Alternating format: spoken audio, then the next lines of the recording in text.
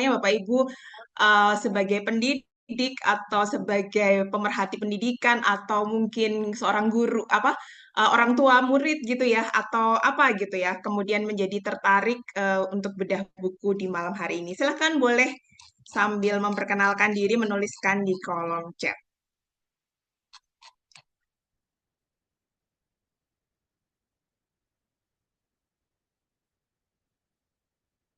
Mahasiswa, oke, terima kasih Mas. Oke, ada lagi. Siswa SMP, oke, Kayana, halo. Oke. Orang tua murid, terima kasih untuk hadirnya, Ibu. Iya, ada lagi. Iya, orang tua murid juga, mahasiswa hukum. Iya, guru SD. Iya, Bapak Arifin. Terima kasih Pak Arifin. Orang tua atau guru, baik, terima kasih. Iya, baik teman-teman, terima kasih semuanya. Jadi eh, alumni Mbak Rere ini ya, alumni Sanggar Anak Alam ya. Oke, terima kasih Rere sudah mendukung acara malam hari ini. Teman-teman, em, jadi malam hari ini itu kalau buat saya spesial ya karena bedah buku bukan bedah buku yang biasa tapi ini bedah buku yang bukunya ditulis oleh anak SMP, dulu SMP Salam, kalau sekarang sudah SMA nanti boleh kenalan ya penulisnya. Lalu kemudian akan dibedah juga ya sudah dibaca dan kemudian nanti akan memberi tanggapan oleh anak SMP juga, SMP Sanggar Anak Alam. Jadi kalau saya sebagai warga atau keluarga Salam, saya merasakan malam hari ini tuh bukan bedah buku gitu ya. Sebenarnya lebih sebagai perayaan proses belajarnya anak-anak. Terima kasih sudah hadir dan mendukung perayaan proses belajar anak-anak kami di malam hari ini. Baik, tidak berlama-lama, teman-teman. Ini nanti acaranya akan berlangsung maksimal itu 2 jam, berarti hingga pukul setengah 8, berarti setengah 10 gitu ya, maksimal gitu, maksimal. Nanti tergantung bagaimana proses ini berjalan.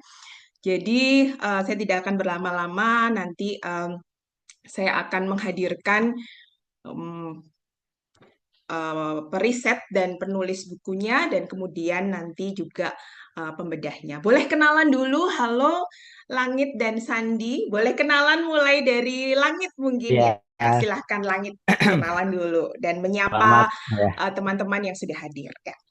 Selamat malam teman-teman semuanya. Perkenalkan, saya Langit selaku penulis dari buku Melambat di Kota yang Berlari. Kalau sekarang ini sih saya sudah SMA, lebih tepatnya kelas 1 SMA ya. Jadi buku yang saya tulis ini sebetulnya udah saya tulis sejak saya SMP, lebih tepatnya itu di SMP kelas 8 ya, kelas 8 sampai kelas 9. Jadi kurang lebih udah setahunan yang lalu lah ini buku ditulis 2 tahun, startnya itu 2 tahun yang lalu. Iya. Oke. Kalau sekarang Langit bersekolah di mana? SMA-nya? Batias lupa. Kalau sekarang sih udah nggak di Salam lagi ya. Sekarang Iya, saya udah sudah nggak di disalam ya ya. udah di Mm-mm. namanya SMA Universitas Islam Indonesia atau SMA UI, itu lokasinya ada di Jalan Taman Siswa, Yogyakarta. Ah iya, oke. Terima kasih Langit sudah memperkenalkan diri. Ini dia periset dan juga sekaligus penulis buku Melambai di Kota yang Berlari.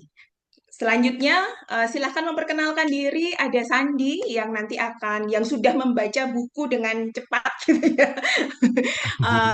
Dan kemudian nanti akan bercerita tentang apa yang sudah dibacanya. Silahkan Sandi. Selamat malam semuanya. Perkenalkan aku Sandi, siswa SMP Salam yang sekarang sebagai pembaca buku Sandi kelas berapa? SMP kelas berapa? kelas 7. Kelas 7. Sebelumnya Sandi pernah nggak melakukan ini ya, menjadi pembedah gitu? Aku Membaca dan pernah kemudian bercerita. sepertinya sekali saat aku lupa kelas berapa. Apa tuh buku apa yang dibaca dan diceritakan waktu itu? Seingatku Punya Mbak namanya Imu ya? Friska. Iya, punya Mbak Imu. Rizka dan sekolah barunya ya waktu itu. Sandi kelas 4 kalau nggak salah waktu itu ya. Pernah menjadi pembaca buku dan kemudian juga menceritakan isi buku itu di forum ya. Terima kasih Sandi. Oke, baik. Ya, teman-teman, malam hari ini saya akan memulai nanti dari eh, pembacanya dulu ya gitu ya, dari pembacanya. Jadi nanti saya akan memantik pertanyaan ke Sandi untuk ya apa yang yang berkaitan ya dengan apa yang sudah dia baca dari bukunya Mas Langit gitu ya. Baik, Sandi dapat buku ini kira-kira berapa waktu yang lalu, berapa minggu atau berapa hari yang lalu gitu terima buku. Aku sekitar 2 minggu yang lalu. 2 minggu yang lalu ya terima buku ini ya. Jadi terus Sandi Mantap ya. menyelesaikan buku itu dalam berapa lama tuh? 2 minggu. 2 minggu ya, oke, udah selesai di 2 minggu ini. Nah, Sandi, eh jadi sebagai pembaca ya, dan kemudian Sandi juga sebagai warga Jogja gitu ya. Hal apa yang kemudian menarik dari buku yang ditulis Mas Langit ini dan kenapa gitu, Sandi? Pertama yang membuatku menarik itu tentang sejarah angkutan umum di Yogyakarta. Karena aku hidup di zaman Trans Jogja dan tidak tahu kalau ada angkutan umum sebelum-sebelum itu. Apa aja yang diceritakan Mas Langit di situ? Ternyata ada apa aja sih sebelum ada Trans Jogja itu gitu? Sebelumnya tuh, kalau seingatku, pertama itu ada Code Campus yang diciptakan oleh para mahasiswa-mahasiswa untuk kendaraan umum. Terus Hmm, hmm. ada apa lagi ya? Yang kopata-kopata gitu ya, Sandi ya? Kopata, Koputri, dan lain-lainnya. Mm-mm. Mm-mm. Baru setelah itu lahir Trans Jogja gitu ya. Jadi Ya, ternyata ini yang menarik buat Sandi karena uh, uh, ternyata karena Sandi ini lahirnya Sandi tahun 2000 berapa Sandi? 2013. 2013 ya. Dan Trans Jogja lahir kan di 2006 ya kalau tidak salah ya. Nah, jadi Sandi lahirnya itu ketika masa sudah adanya tuh Trans Jogja. Tidak ada, belum apa ternyata di balik itu semua ada sejarah-sejarah yang sebelum lahirnya Trans Jogja ada beberapa transportasi yang kemudian mendahului sebelum lahirnya Trans Jogja. Oke, apa perbedaan yang diceritakan gitu ya, Mas si Sandi? Apa yang diceritakan di buku itu perbedaannya Trans Jogja dengan kemudian Kopata atau kemudian dulunya banget gitu waktu uh, apa Kakung Toto masih muda, Cold Campus itu bedanya apa sih Sandi? Apa tuh? Kalau seingatku tuh bedanya dari jenis kendaraannya dan eh, ininya jalurnya. Jalurnya. Mm-mm. Terus kalau seingatku dulu itu yang membuat tuh swasta tanpa bantuan pemerintah. Oh Terus iya, baru di swasta, Trans betul. Jogja itu pemerintah ikut masuk. Dikelola pemerintah, iya. Eh iya, Sandi, betul apa yang tadi Sandi bilang ya, bahwa ternyata ada perbedaan tuh gitu dari transformasi eh, kendaraan umum ya di Yogyakarta. Nah, yang menarik juga yang sempat Batias baca dari apa yang kemudian ada di buku itu juga ini. Kalau dulu tuh Sandi eh, notice gak ya soal ini? Jadi dulu tuh yang kalau kampus itu tuh bisa request jalur gitu. Uh, Aku nggak terlalu merhatiin Oh bagian itu. enggak ya. Jadi bener ya langit ya gitu ya. Ya, Iya dulu yang jadi dulu. sesuai Jadi oh sesuai. Jadi nggak ada tuh permintaan. kalau sekarang kan Heeh. jalur 1A, 1B gitu ya. Yang itu udah pasti jalurnya. Tapi kalau dulu tuh bisa, Pak mau lewat sana dong. Gitu ya. Ternyata dulu bisa request gitu ya zaman dulu. Oke, ini yang kemudian salah satu bagi Sandi yang menarik. Nah, Sandi sebagai warga Jogja, Sandi tuh em, apa punya pengalaman nggak naik Trans Jogja? Aku beberapa kali naik Trans Jogja Hmm, hmm, hmm, hmm. Nah, dan eh, apa nih pengalamanmu yang kemudian relate nih sama yang dibaca di tempat di buku Mas Langit ini? jadi aku beberapa kali naik dan bisnya itu bisa terbilang cukup sepi. Tapi tergantung jamnya juga ternyata. Setelah aku mengingat-ingat, biasanya ramenya tuh sore ke malam. Sore ke malam. Kira-kira kenapa ya? Ramenya justru sore ke malam ya? Karena mungkin itu pilihan kendaraan untuk pulang sekolah ataupun kerja. Karena kalau pagi bakal ada kemungkinan terlambat. Oh iya, jadi lebih banyak yang menggunakan kalau anak sekolah gitu paginya diantar gitu mungkin ya, Sandi. Tapi kalau pulangnya mungkin naik Transum gitu ya. Oke. Nah, Sandi, apalagi yang relate gitu dengan yang dibaca Sandi, dengan yang dialami Sandi apa di buku Mas Langit itu? Apalagi selain tadi misalnya ada jam-jam yang ternyata ada yang padat, ada yang lengang gitu. Terus apalagi nih? Halte, Sama terus kondisi bis mungkin atau apa lagi gitu, atau jalur gitu yang mungkin eh, apa jauh gitu jarak tempuhnya atau gimana? ya kadang aku pernah naik bis dan jalurnya itu muter-muter. Terus Jadi bener ya halte yang ditulis Mas Langit itu ya, jalurnya muter ya. Misalnya nih dari mana nih? dari daerah Malioboro, daerah titik Mm-mm, nol, muter mm-mm. biasanya di situ. Waktu itu Sandi pengen kemana gitu, pengen ke tujuan mana, terus wah kok ternyata harus muter dulu nih lebih jauh gitu ya. Nanti akan nyampe ke situ sih, tapi kayak harus muter dulu jauh. Itu arah pulang. Oh, arah pulang. Oke. Jadi kayak melewati halte yang sama 2 kali dulu baru lanjut. Ah, oke. Iya. Oke, ini eh, pengalaman yang di pernah dialami oleh Sandi ya, gitu sebagai warga Jogja, sebagai remaja Jogja yang pernah menggunakan transportasi umum yang kalau sekarang Trans Jogja gitu. Sandi, kalau yang seperti yang ditulis Mas Langi di situ, Sandi pernah naik yang teman bus nggak? Seingatku pernah sekali, tapi sudah lama. Oke.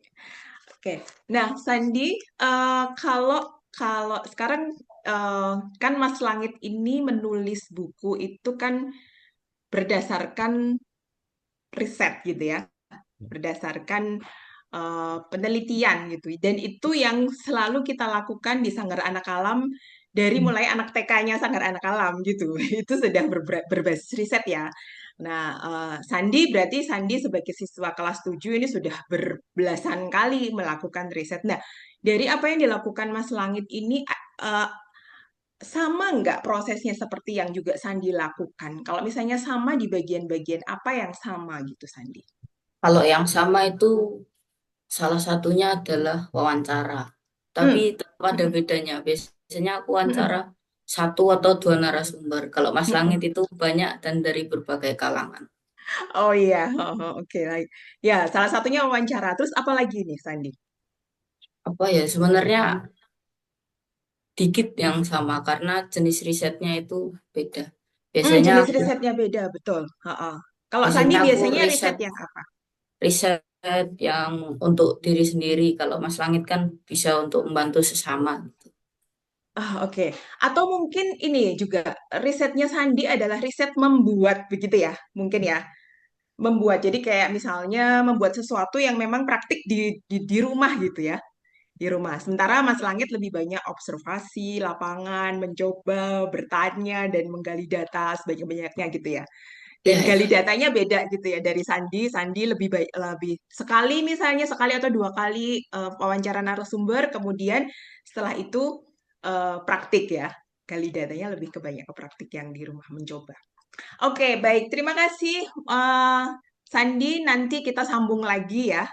Nanti di apa? Mungkin ada yang akan bertanya kepada Sandi dan ngobrol dengan Sandi. Nanti kita sekarang Mbak Tias akan beralih ke Mas Langit dulu. Oke, Langit. Langit sebagai kan di sini posisi Langit itu sebagai periset gitu ya, sebagai Riset, betul, ya. eh, sebagai periset, sebagai peneliti gitu, dan juga sebagai penulis. Jadi um, kalau boleh diceritain awal mula Langit meriset ini tuh karena apa sih? Gitu. Mungkin Ketertarikannya sambil itu aku karena share apa? screen juga ya, sebentar. Yes, silahkan. Aku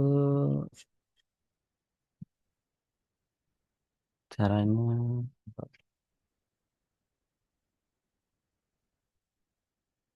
Mana nggak muncul nih?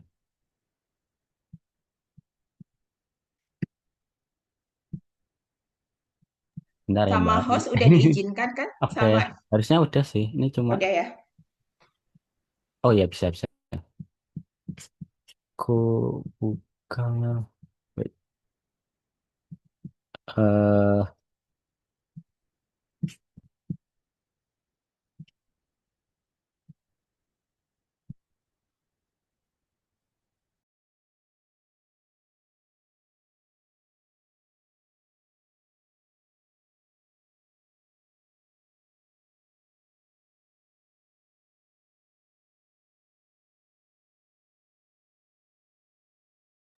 eh, bentar ada kirim ke. Oke.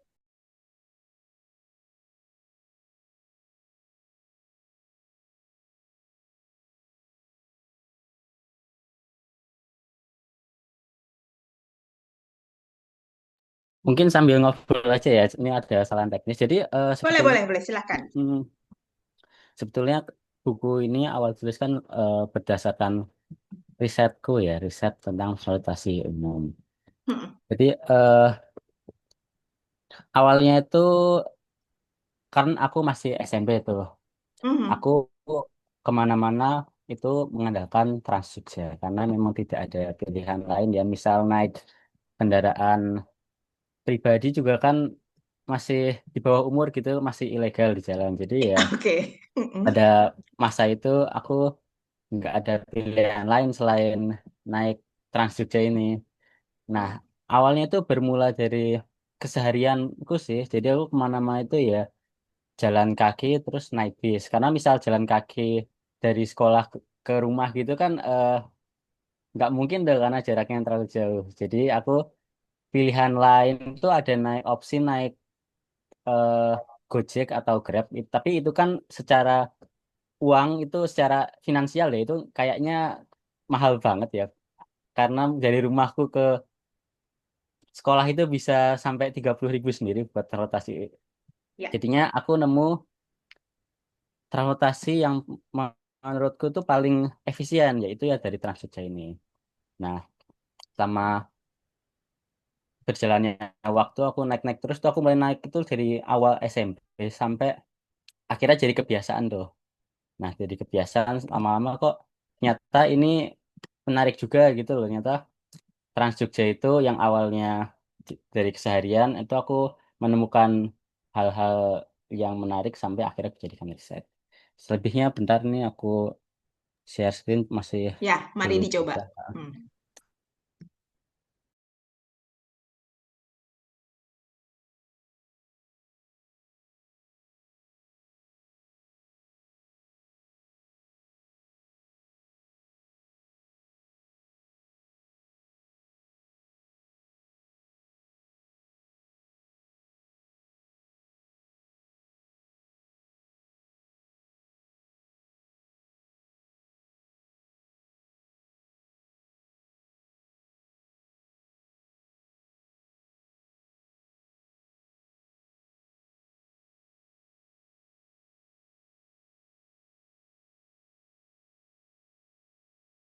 Oke, udah tampak.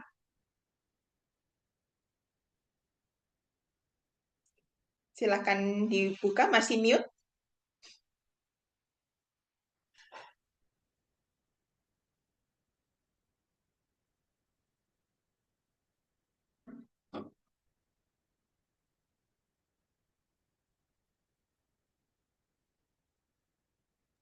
Oke, jadi sebelumnya nih, mungkin kalau teman-teman lihat pertama kali ini sebenarnya cuma berupa halte biasa gitu ya. Cuma halte trans gitu, nggak ada yang spesial. Nah, sebetulnya pertanyaan-pertanyaan atau riset saya itu bermulai dari halte. Sesimpel halte ini.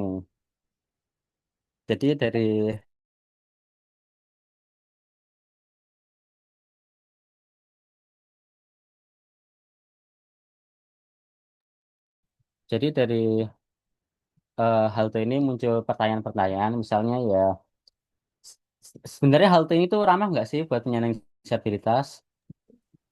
Apakah kalau misal hujan nanti nasib penumpang itu kayak gimana, nasib masyarakat itu apa yang bakal terjadi gitu loh. Terus apakah halte ini sudah layak untuk masyarakat? Nah, kalau misal panas ya masyarakat gimana nasibnya gitu ya. Jadi penelitiannya mulai dari sesimpel halte ini.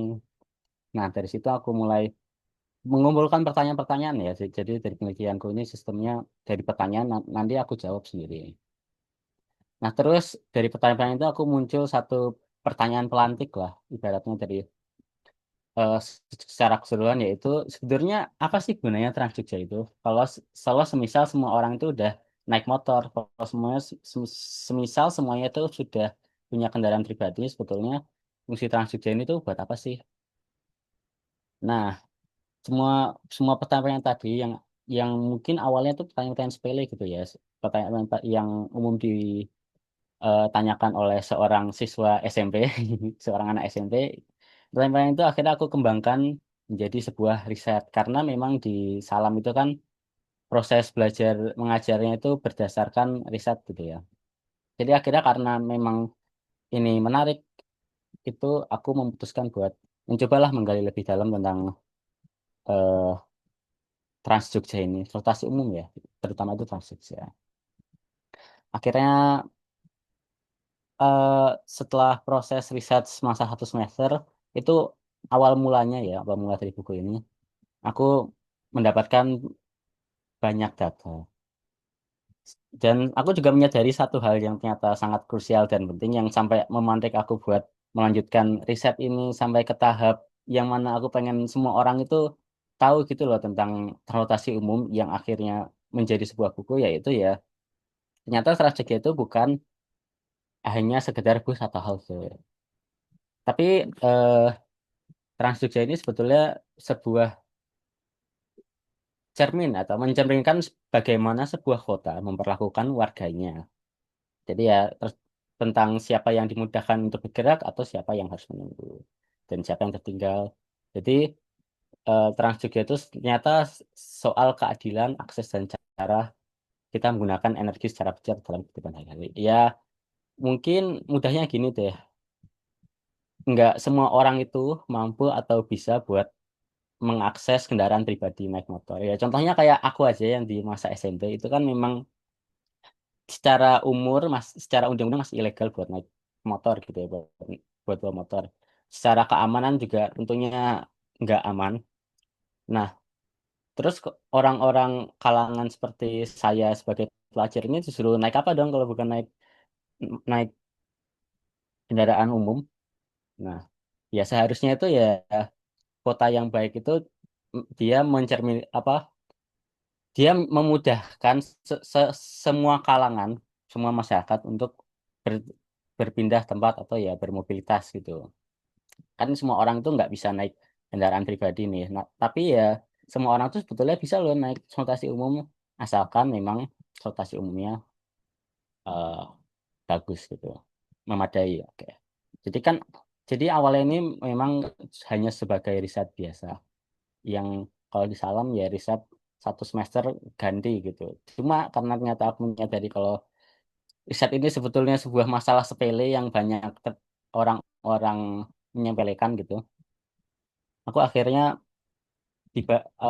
diberi motivasi ya sama Pak Toto. Ini kayak ada Pak Toto ya. Halo Pak. Untuk mulai menulis buku gitu atau melanjutkan riset ini sampai ke tahap datanya ini bisa dijadikan sebuah buku. Jadi ya dari data riset, data penelitian pada umumnya lah berupa tulisan abstrak atau angka-angka data gitu ya menjadi sebuah tulisan yang dapat dinikmati oleh segala kalangan. Ya mungkin awal mulai gitu gitu sih Mbak.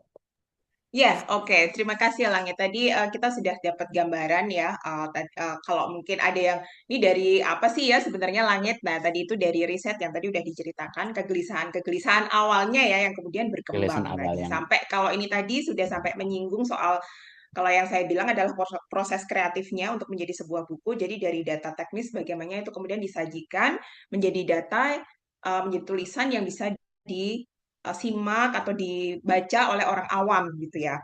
Nah, Langit, eh, ini masih di kerangka riset gitu ya. Jadi kalau untuk menjadikan tadi kan ngomongin soal data teknis yang disajikan ke masyarakat gitu sebagai sesuatu informasi yang jauh lebih mudah untuk dipahami. Kalau proses risetmu ini, jadi penggalian datanya itu eh, pakai model apa aja sih gitu. Jadi bagaimana cara Langit menggali data dari mulai yang sederhana banget sampai Dari yang mulai kemudian sederhana banget ya, awalnya aku apa ya tuh?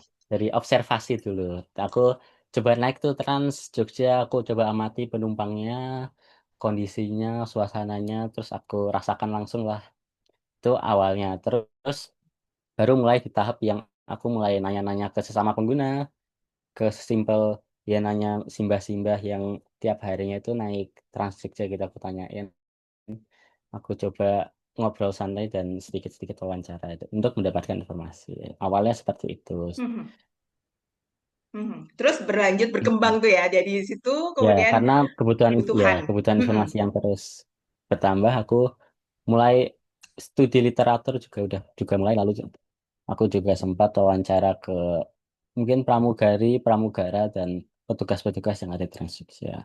Kayaknya ke dinas juga ada ya, gitu ya. Ya, sempat sempat juga wawancara ke dinas sama ada BPTD ya namanya Balai Balai Rotasi yang ada di Jogja pas itu Oh iya. untuk mendapatkan informasi-informasi ya. Mhm, mhm, mhm. Mm. Nah, salah satu yang aku tuh tertarik gitu ada di daftar data sumber gitu ya. Data dari koran ini kan ada di bagian tersendiri juga ya, Ya, banyak banget gitu itu Langit. yang Nah, menarik ini tuh karena ini kan dari mana heeh, Langit? karena karena memang kebutuhan data dan informasi sebetulnya informasi tentang Trans Jogja ini itu kan cukup sulit ditemukan di dunia maya atau di internet gitu ya. Yes. Jadi aku menggunakan satu metode yang cukup ribet tapi datanya bisa diambil dengan cukup kredibel yaitu eh, lewat koran. Jadi aku datang ke sebuah perpustakaan yang ada di Malioboro. Nah, di situ mereka punya arsip koran ya. Itu korannya Ya. macam-macam ada dari Tribun, dari Kompas juga ada seingatku. Macam-macam Mhm. korannya ada ribuan mungkin. Itu aku mulai cari satu-satu, aku liatin satu-satu berdasarkan tahun pembuatannya ya untuk mencari ya data informasi terutama buat sejarah Trans Jogja itu karena memang data lawas itu cukup sulit ditemukan apalagi kalau isunya itu bukan yang terlalu terkenal kayak Trans Jogja ini gitu karena ini datanya itu sangat spesifik gitu kan tentang Trans Jogja jadi Ya.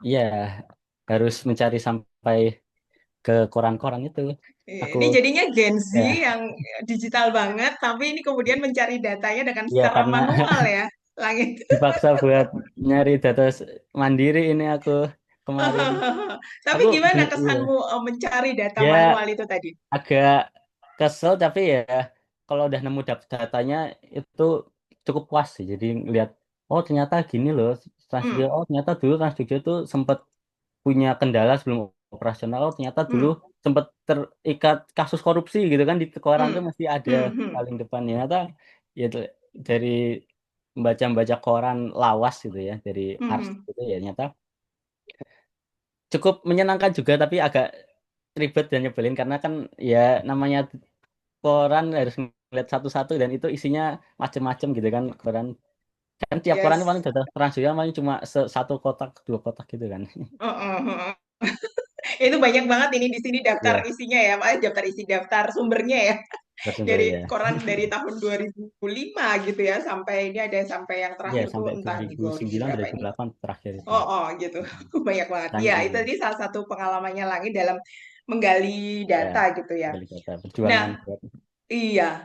Berarti itu masuk kalau boleh aku highlight itu adalah juga salah satu tantangan ya, Langit ya, ya ketika mungkin salah satu kamu tantangan yaitu mencari sumber informasi yang kredibel sampai ya, harus ke koran gitu ya. Ada tantangan lain nggak, Langit, dalam proses yang riset, ini yang belum penulisan ya, gitu, tapi risetnya. penulisan ya Belum, belum, Nah, belum masuk ke penulisan. Kalau risetnya sendiri ada tantangan lain nggak selain mengumpulkan data dari tadi ya, yang manual banget gitu.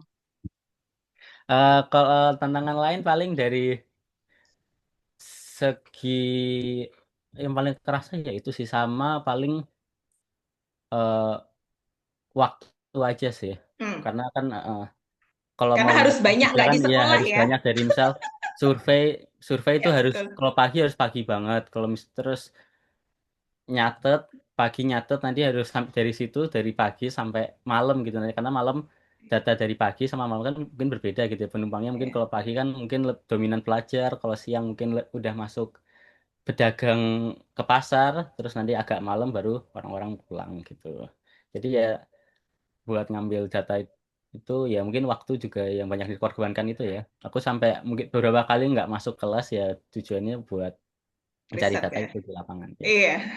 Ya justru kalau di Sanggar Anak Alam itu makin tinggi tingkatnya, makin sebenarnya harus makin jarang di kelas ya.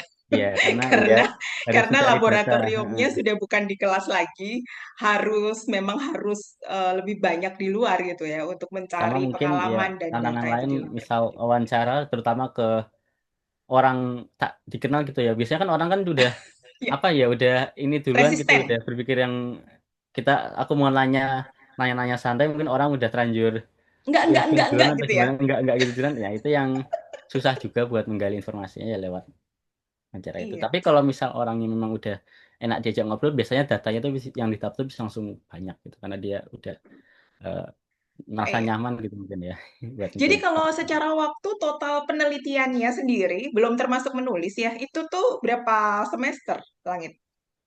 penelitiannya itu s- nggak terlalu penulis ya itu sekitar 2 semester lah kalau tiga Dua semester dua semester ya, tiga satu semester tahun ya, dua sampai tiga semester ya. 2 sampai 3 Iya, semester 2 sampai 3 semester di luar dari menulis gitu ya. Oke, Mm-mm. nah sekarang kalau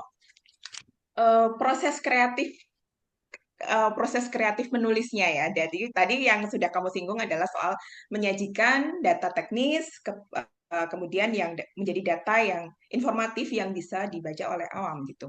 Nah, ini silahkan Langit boleh cerita tuh Ya bagaimana prosesnya. prosesnya sih untungnya saya dibantu sama Pak Toto dan beberapa editor cuma ya karena berdasarkan dataku gitu ya itu lumayan PR gitu karena kan data risetku tuh biasanya berbasis ya isinya tuh kalau nggak data wawancara yang abstrak kalau nggak isinya ya angka-angka gitu misalnya jumlah bis jam operasional dan lain sebagainya anggaran gitu nah itu yang bikin sulit itu adalah mengolah data-data teknis seperti itu menjadi sebuah tulisan yang mudah di dipahami oleh semua kalangan bisa dinikmati oleh segala kalangan gitu ya Mm, jadi ya prosesnya aku harus nulis nulis dari awal lagi tuh jadi ya nulisnya beneran dari nol sih pas itu jadi kan aku udah punya ya. data nih nah, Mm. aku udah punya data nah aku nulis itu lewat apa berdasarkan data-data itu jadi ya mungkin itu tantangan dan yang itu yang salah satu yang bikin bukunya eh, terbitnya lumayan lama ya baru terbit pas aku SMA sekarang karena ya memang eh, proses itu tidaklah mudah justru menurutku lebih gampang aku surveinya aku risetnya daripada aku menulis buku itu sendiri karena memang eh, aspek yang perlu dipenuhi itu banyak gitu loh. Iya, iya. Jadi itu ketika menulis pernah nggak Langit yang model, jadi ketika menulis terus, oh kurang nih di bagian ini dan aku belum punya datanya, sehingga Langit juga Ya, harus itu cari ya data lagi itu gitu. juga salah satu yang bikin eh, lama juga ya. Aku misal aku nulis nih terus udah sampai setengah gitu, ternyata ini kurang kuat datanya gitu. Terus atau Ya, mungkin di komen Pak Toto juga ini perlu dikembangin lagi ini mungkin perlu ditambahin lagi ya ini ya itu aku juga harus survei lagi kan banyak survei lagi aku harus nyari data lagi aku harus studi literatur buka-buka website lama mungkin buka-buka koran lagi aku ke perpustakaan yang buat arsip koran tuh kayaknya beberapa kali itu ya sampai ya, tentu saja karena dengan data sebanyak itu kan nggak mungkin ya ya satu hari nggak nguprek-nguprek bisa itu doang ya nggak mungkin lewat sebanyak ini online yang aja nggak didapat cukup gitu, sih pasti lewat berhari-hari. lewat oversasi dan artikel online aja nggak cukup Iya, gitu. iya, iya, oke. Oke, Langit, mungkin terakhir di sesi ini ya, di segmen ini Oke nanti mungkin teman-teman yang segmen berikutnya bisa nanti interaktif tanya jawab gitu. Mungkin ada yang mau berbicara apa dengar bertanya dari apa bertanya kepada Langit. Nah, jadi kan ini proses riset yang panjang ini gitu. Hmm, yang berawal dari kegelisahanmu gitu ya. Terus kamu teliti dengan mendalam sampai kemudian kamu tuliskan menjadi sesuatu tulisan yang informatif. Nah, sebenarnya bagian mana dari temuan riset itu yang paling mengubah cara pandangmu gitu ya, cara pandangmu.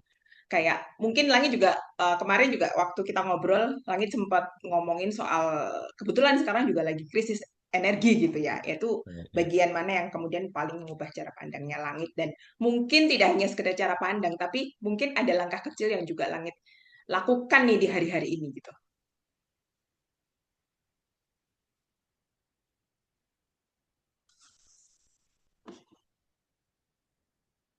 Kayaknya Langit nge-freeze ya. Oke. Gimana? Oh, oke. Ya, Aku kira tadi jadi kamu ada nge-freeze. Ya, ya. Boleh silakan bagian mana yang paling mengubah cara pandangmu? mengubah cara pandangku. Ya, temuan-temuan apa tuh gitu ya dari riset yang kemudian mengubah cara pandang Langit, cara mungkin sekarang Langit mengambil langkah tertentu gitu ya di kehidupan sehari-hari dan lain sebagainya.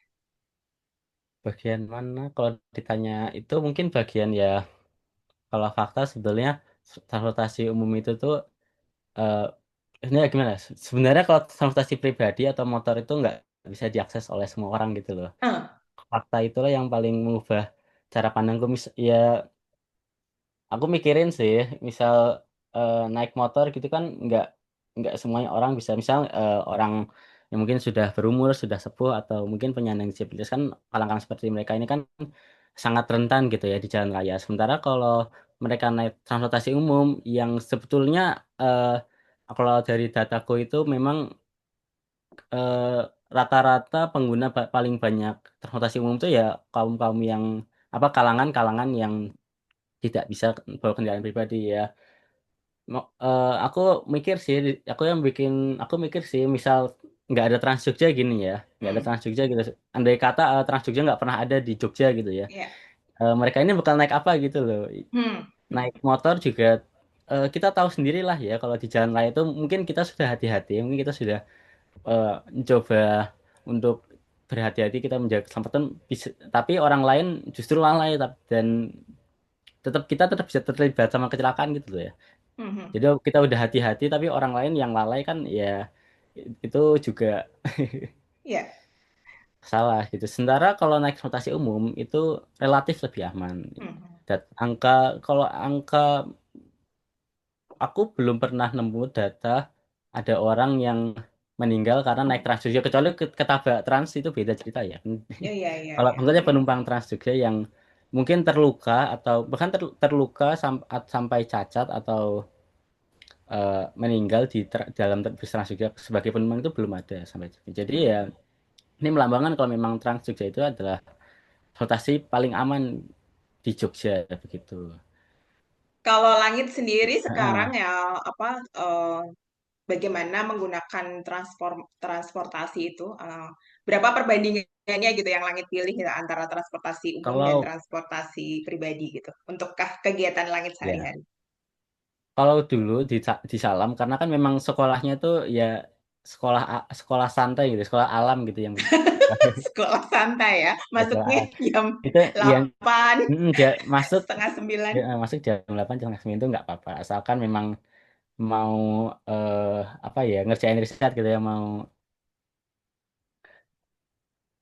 Tapi setelah aku masuk di Formal ya. sekolah formal, sekolah biasa yang udah punya kurikulum sendiri, yang kurikulum kurikulum Indonesia biasa, yang nggak masuk itu harus jam 6, nanti lewat jam 6 gerbangnya ditutup, nggak bisa sekolah, harus pulang, sebab nanti kena poin, kena pelanggaran, kena apa kan.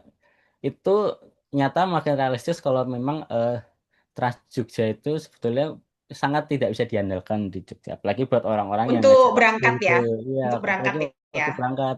Hmm, Jadinya aku sekarang ya mau nggak mau itu di mix, misal berangkatnya nanti diantar, nanti pulang baru naik bis, atau ya oke. mau nggak mau ya naik kendaraan pribadi lagi karena memang situasinya di Jogja itu sangat tidak memungkinkan. Tapi kalau aku memang ada pilihan buat naik Ya, bis ya aku milih naik bis ya.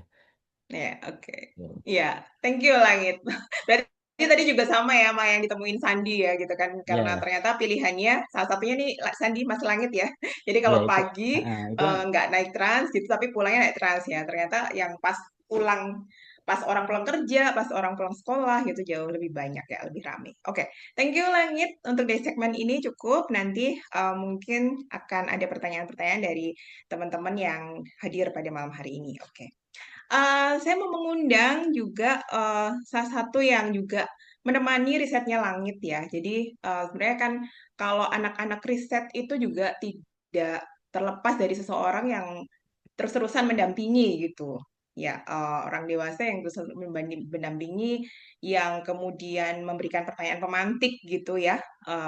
Ini bisa berarti apa, menebalkan sesuatu, atau mungkin mencoba untuk menarik sesuatu ya supaya lebih em, bisa dikembangkan ke hal yang lainnya lagi gitu ya. Saya mau panggil Mas Andre.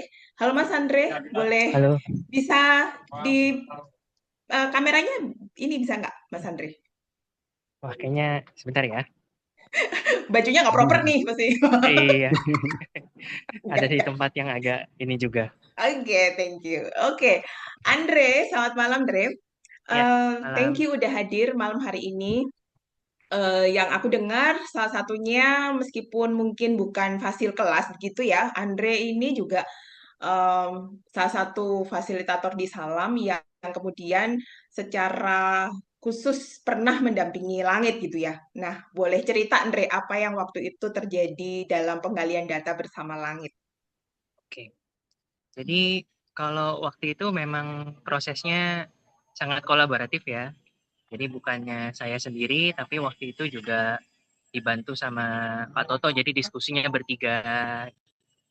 Terus diskusinya tentang ya pertanyaan pemantiknya yang munculnya dari Pak Toto itu awalnya. Tentang ya kalau misalnya Trans Jogja nggak ada gitu. Berarti kan orang harus pakai apa? Orang pakai kendaraan pribadi.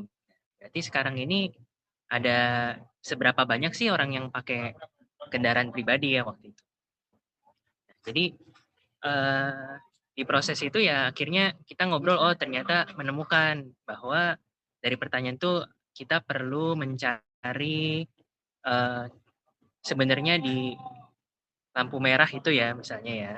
Di lampu merah tuh waktu itu kita nentuin kayaknya langit ya yang menentukan waktu itu. Langit yang menentukan lampu merah mana yang kira-kira Ya, ramai dan dilewati sama Trans Jogja ya. Waktu itu kita pilih di mungkin itu perempatan nggak ya hitungannya? perempatan Langit di Ngabean. Ngabean itu. Ngabean ya. Nah, di perempatan Ngabean ya kita hitung akhirnya langit bawa alat cetek-cetek itu loh, counter ya. Ya, ya. Jadi pakai counter itu terus di benar-benar dihitung dari yang timur ke yang dari sisi timur selama satu sesi lampu merah itu ada berapa mobil, ada berapa motor, seperti itu. Lalu juga waktu itu saya sempat nemani juga ini ya, kan Langit punya ini punya asumsi lah, punya juga bukan asumsi juga. Dari pengamatan dia, dari observasi dia sempat punya kesimpulan bahwa ada satu jalur yang sangat gak optimal. Gitu.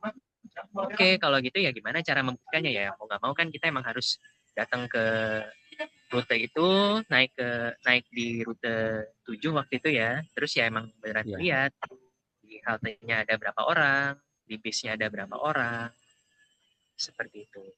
Jadi prosesnya ini sejauh ini sangat kolaboratif ya. Saya sih jatuhnya ya nemenin dan emang juga tertarik ya bisa dibilang ya Ya. sebagai sesama pengguna transportasi publik ya lebih terus juga nanya-nanya ya kita diskusi lah habis itu kayak sempat ngomongin kayak radius ini sebenarnya seberapa terjangkau sih kalau mau ngomongin keterjangkauan layanan transportasi publik itu artinya ya lewat mana aja ada titik-titik vital apa saja yang dilewati seperti itu dan yang menariknya Iya, sebenarnya di proses ini nggak mungkin sendiri bahkan maksudnya iya, nggak cuma saya sama Pak Toto tapi kan orang tuanya Langit juga betul. terlibat aktif ya misalnya Mhm. kayak ngomongin ya emang bener-bener dicek radiusnya seberapa banyak mungkin itu sih pengalamannya Mbak. Iya, jadi prosesnya ini terus ya, bergulir terus gitu ya, Andre ya. Jadi ada data yang masuk, terus dari data ini dimaknai apa, terus melahirkan pertanyaan-pertanyaan baru gitu ya, yang Iya, kemudian nanti gimana caranya kita tahu itu, cari lagi gitu ya, cari iya, lagi gitu ya. Oke, ya, jadi selalu bergulir itu, itulah yang kemudian namanya proses fasilitasi gitu ya teman-teman ya. Proses fasilitasi itu ya yang seperti itu. Jadi memang pertanyaannya yang sering kebetulan salah satu yang saya lakukan di hari-hari saya adalah sebagai pelatih guru ya teman-teman. Jadi kalau apa teman-teman guru itu kalau misalnya saya minta mereka bercerita, kalau anak-anak melakukan proyek, lalu apa yang biasanya dibahas sama anak-anak gitu. Jadi bukan memantik dari data itu, ternyata hanya kayak ngecek udah sampai mana gitu. Jadi bukan bukan kemudian dari data itu dimaknai bersama apa, anak-anak ditolong ya untuk memaknai data itu, terus ada pertanyaan pemantik untuk mengembangkan ke selanjutnya. Begitu. Oke, terima kasih Mas Andre untuk sudah membagikan pengalamannya menemani Langit mengumpulkan data ya pada saat itu. Teman-teman, sebelum kemudian nanti kita masuk ke sesi interaktif, saya juga akan mencoba membagikan perspektif saya ya yang kemudian hari ini tuh saya membaca beberapa hari yang lalu saya membaca buku ini, hari ini saya menyaksikan Langit bercerita, Sandi yang juga ikut membaca dan kemudian Sandi menceritakan apa yang dibacanya, ditangkapnya, kemudian Sandi juga menceritakan apa yang juga hal-hal apa yang sama gitu yang pernah dia temui juga pada saat dia melakukan riset gitu ya teman-teman. Nah, saya tidak akan membahas dari sisi isi buku gitu ya, transportasi umum uh, di kota ini gitu, di kota Jogja atau kemudian secara Indonesia gitu, tidak. Tapi saya justru akan menanggapi apa yang dilakukan Langit sebagai wakil dari anak-anak Salam ini, karena tidak hanya Langit yang melakukan riset ya, semua anak-anak Sanggar Anak Alam melakukan riset gitu dengan judul yang berbeda-beda. Dan ini Langit adalah salah satu ya yang mewakili. Jadi kalau kita melihat tadi dari apa yang dilakukan Langit gitu sebagai anak yang meriset gitu, yang kemudian tadi berdasarkan keresahan gitu ya muncul. Nah, ini saya mau menggarisbawahi tentang student agency gitu ya. Bagaimana anak punya daulat gitu ya, penuh untuk kemudian benar-benar dia adalah sebagai subjeknya gitu, teman-teman. Subjek belajar, dia bukan objeknya guru, tapi dia subjek. Dia tuh perlaku belajar yang sesungguhnya. Jadi student agensinya benar-benar um, jalan gitu ya. Kalau misalnya teman-teman yang dulu mungkin pernah mengikuti program guru penggerak gitu kan, ada student agency nih. Apa nih contohnya student agency ini gitu. Langit ini gitu. Yang seperti ini, Langit dan teman-teman warga belajar salam ya, yang kemudian mereka punya kendali gitu ya. Apa yang pengen dipelajari, mulai dari mana. Dan ini kalau ngomongin pendidikan sekarang tuh harusnya pendidikan yang kontekstual, ini kontekstual banget. Karena berdasarkan dengan dari apa yang dialami sehari-hari, tidak jauh-jauh gitu ya. Kalau nanti teman-teman tanya ke Sandi misalnya juga, Sandi ini udah kelas 7, risetnya udah belasan ya. Kalau dia karena setiap semester dia akan riset gitu. Nah, ini eh, bagaimana kemudian ini ya tidak jauh-jauh dari apa yang ada di sekitarnya, apa yang kemudian ditemuinya gitu. Nah, yang berikutnya adalah tentang literasi data gitu ya teman-teman, literasi yang kemudian utuh gitu, literasi. Jadi tidak hanya sekedar membaca kemudian tapi tanpa tahu makna gitu ya, atau mencari sesuatu tanpa bisa menceritakan ulang gitu ya, karena memang yang dicari tahu ya cuman nyatet ya. Kayak dulu mungkin saya misalnya disuruh ke museum biologi lalu mencatat sesuatu, tapi yang saya nggak tahu itu apa. Tapi tadi yang em, langit bisa menceritakan lagi dengan lutut ya karena apa? Ya karena itu yang dialami gitu ya. Ya karena itu yang ditemui dia sehari-hari yang memang dia riset sendiri gitu. Jadi em, bukan karena kata siapa gitu. Walaupun misalnya ada literatur, tapi dia juga berusaha menelusuri gitu ya, berusaha nggak cuman kopas-kopas aja gitu. Jadi itu memberi makna terhadap apa yang dibaca. Jadi ini kalau kami em, di Sanggar Anak Alam itu anak-anak memulai belajar menulis, memulai belajar membaca atau berhitung itu berdasarkan peristiwa. Jadi memang tidak ada buku teks gitu. Tidak ada buku teks, tapi dari peristiwa. Jadi makanya kemudian di sini gitu kalau teman-teman tanya Langit nulis apa, Sandi nulis apa ya? Ini yang dia alami mereka sehari-hari gitu ya. Dulu Sandi kelas berapa ya waktu riset nasi goreng itu? Mbak Tia sempat lihat ada bukunya itu. Kelas 3, 4, lupa. Kelas Kayak berapa kelas itu? 3 Kayaknya atau kelas 3 ya. Heeh. Di mana dia nulis tuh riset tentang nasi goreng gitu ya. Di mana dia mendapat pesanan nasi goreng berapa bungkus, dia harus bangun jam berapa, dia tulis di situ. Yang ditulis sesuatu yang terjadi gitu. Jadi jadi ini loh teman-teman yang dibilang yang kita lakukan tuh holistik. Saya tuh sering banget eh, apa ya?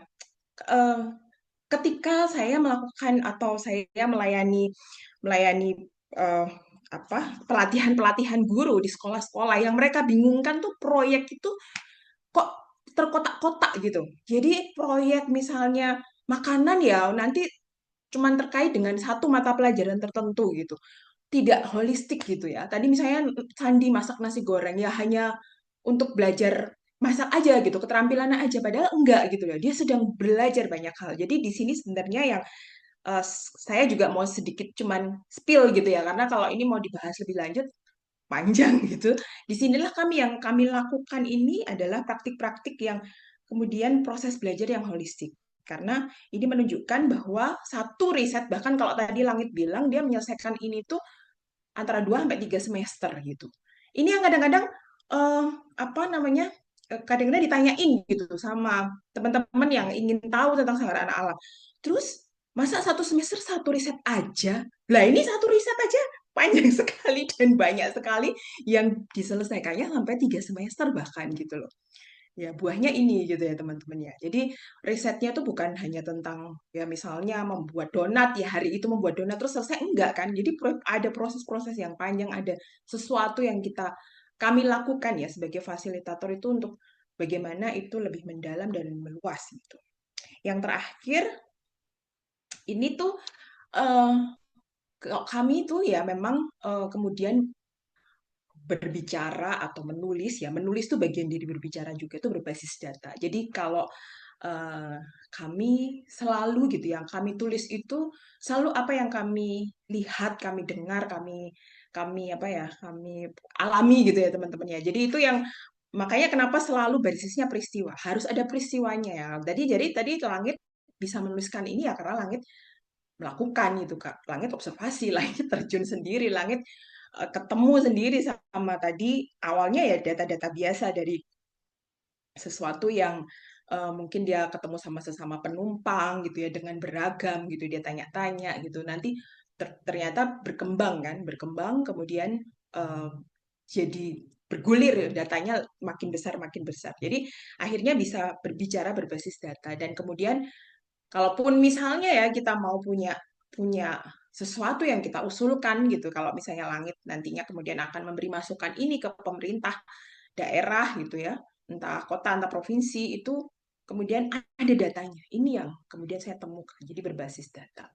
Itu sih teman-teman yang saya sebagai dari perspektif saya sebagai seorang fasilitator gitu ya dan kemudian juga yang banyak berkecimpung di apa di pelatihan guru yang dimana saya banyak sekali menemui guru-guru yang kebingungan gitu, yang bagaimana ya ini anak berproyek, anak meriset ini seperti apa gitu ya, yang kemudian masih banyak miss-nya. Nah ini ya kalau melihat seperti ini ya buahnya ini ada Sandi dan Langit seperti ini, ya pasti prosesnya tuh mendalam gitu loh ya, bukan hanya nanyain tentang udah sampai mana gitu. Oke, gitu teman-teman di segmen ini. Wah, senang sekali nih. 1 jam kita selesai di segmen pertama, di mana tadi ada Langit, Sandi, juga Andre, dan saya sudah berbicara dari perspektif yang berbeda-beda. Nah, lalu di segmen ini mungkin sekitar 45 menit, kita akan ada sesi interaktif gitu ya. Jadi nanti mungkin boleh menanggapi, boleh bertanya gitu ya, atau boleh memberikan apresiasi apapun itu kepada nanti boleh mau tanya ke siapa, mau ke Langit, Sandi atau mungkin Mas Andre gitu ya. Nanti silahkan monggo atau mungkin nanti di sini juga ada Pak Toto kalau misalnya butuh untuk mengundang Pak Toto gitu ya silahkan. Teman-teman boleh raise hand gitu nanti eh, mungkin 3 penanya dulu silahkan.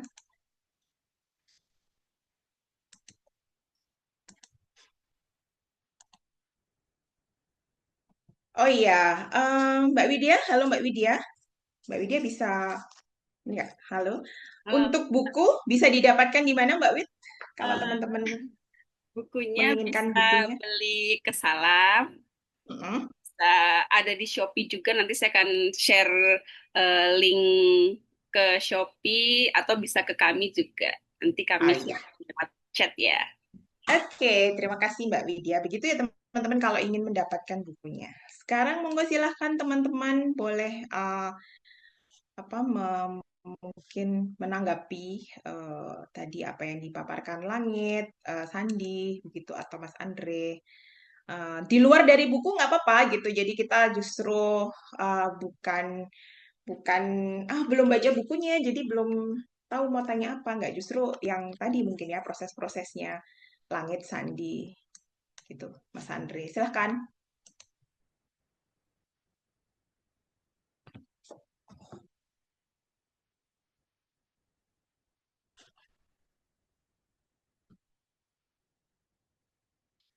Atau boleh minta Pak Toto dulu deh, gitu. Pak Toto. Oh ini ada Mbak Listia. Oke, oke Pak Toto. Gimana Pak? Mbak Listia dulu atau Bapak nih? Mbak Listia dulu aja. Oh Mbak Listia dulu. Oke. Halo, selamat malam Mbak Listia. Selamat malam. Iya. Oke, silakan Terima Mbak Listia. kasih. Monggo. Monggo Pak Toto dulu apa Gak apa-apa nanti Bapak biar gitu closing statement. tanya ya. Baik, terima kasih. Saya ingin bertanya ke Mas Langit. Selamat malam Mas Langit. Salam kenal ya, Ya, saya Listia. Saya saya pengagum Salam juga dan pengagum karyamu walaupun belum baca. Oke. Saya ingin tanya Mas Langit, selama proses riset em, itu kan lama ya prosesnya gitu dan sepertinya tuh terus berkembang begitu ya. Nah, yang ingin saya tanyakan, eh, bagaimana kamu merumuskan hal-hal yang ingin kamu ketahui ketika kamu misalnya mendapatkan hal baru, lalu kamu seperti ingin melanjutkan pertanyaan gitu ya, misalnya seperti itu. Itu pertanyaanku. Jadi bagaimana kamu merumuskan rasa ingin tahumu ya untuk melanjutkan perjalanan risetmu itu satu. Yang kedua, selama proses itu, menurutmu hmm, apa yang bagimu sangat penting dan berguna ya sebagai anak yang eh, sekarang sekolah di sekolah formal gitu ya. Jadi dari proses riset itu apa sih yang paling oh ternyata ini sesuatu banget buat aku gitu. Mungkin kita boleh tahu tentang itu ya. Saya kira itu dua hal ya, Mas eh, Langit. Selamat untuk bukumu, hebat sekali. Terima kasih, Kak. Oke, thank you Mbak Listia. Oke, Oke. tadi Langit sudah menangkap ya 2 hal itu. Mm-mm. Boleh langsung dijawab Kalau aja. Silakan pertanyaan lanjut. pertama, cara aku merumuskan itu sebetulnya eh gimana ya jelasinnya ya? Langsung misal aku punya dari satu pertanyaan itu. Nah, nanti pertanyaan itu berkembang. Nah, cara ngembanginnya gimana itu dari observasi sama ya selama berjalannya waktu ya biasanya pertanyaan itu langsung muncul sendiri. Misal ya aku ngelihat sesuatu gitu, nanti langsung gimana ya, langsung kepikiran gitu. Oh, ternyata kenapa sih kayak gini? Kenapa sih misalnya kenapa sih Trans Jogja nggak sampai malam ya sebetulnya ya itu kalau cara aku meneruskan ya caranya dengan terlibat langsung atau ya dari pertanyaan sepele aku cari-cari gitu ya. Mungkin aku nggak ada ini spesial sih, nggak ada cara tertentu gitu ya. Emang eh, ini aja. Kalau pertanyaan kedua tadi Ya, sesuatu yang menurutku sangat bermanfaat gitu ya, dari proses itu sebagai anak sekolah gitu.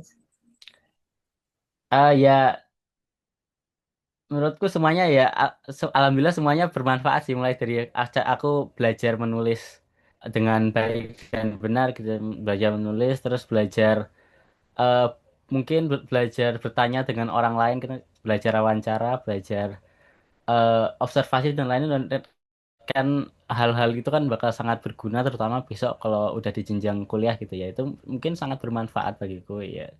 Sistem riset salam ini ya aku ngelihatnya ini bakal bermanfaat itu eh, bukan cuma buat pelajaran gitu tapi buat kehidupan sehari-hari, terutama yang berpikir kritis itu sih, yang ya dari pertanyaan-pertanyaan itu ya.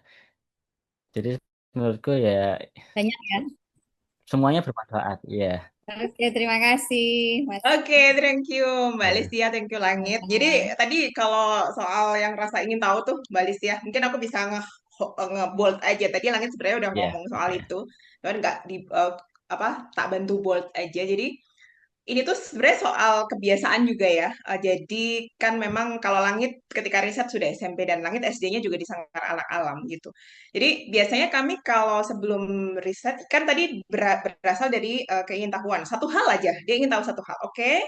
Terus didiskusikan tuh entah sama orang tua, entah sama fasilitator. Apa yang kamu pengen tahu gitu. Lalu disusunlah itu. Oke, misalnya 5 sampai 10 pertanyaan. Cari tahu soal itu. Entah itu lewat observasi, entah itu lewat tanya sama orang lain dan lain sebagainya.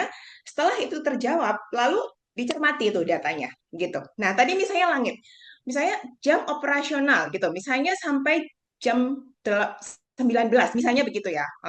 Terus nanti didiskusikan sama fasilitator. Emang nggak lebih malam lagi? Bukannya orang kalau pergi juga sampai malam-malam ya? Iya ya, kenapa ya? Kok nggak sampai malam gitu? Nah, nanti jadi dari diskusi-diskusi itulah nanti muncul gitu berikutnya, berikutnya, berikutnya. Jadi itu tadi yang disebutkan bahwa itu gunanya kami sebagai fasilitator. Maksudnya jadi saya juga ingin sekaligus ini apa ya memberikan gambaran pada guru-guru yang mungkin sekarang udah mulai sekolah-sekolahnya itu menerapkan pembelajaran berbasis proyek begitu ya. Apalagi mungkin salah satu yang diusulkan dalam pembelajaran mendalam itu kan salah satu um, apa strategi pedagogisnya itu kan itu gitu, yang proyek-proyek gitu kan.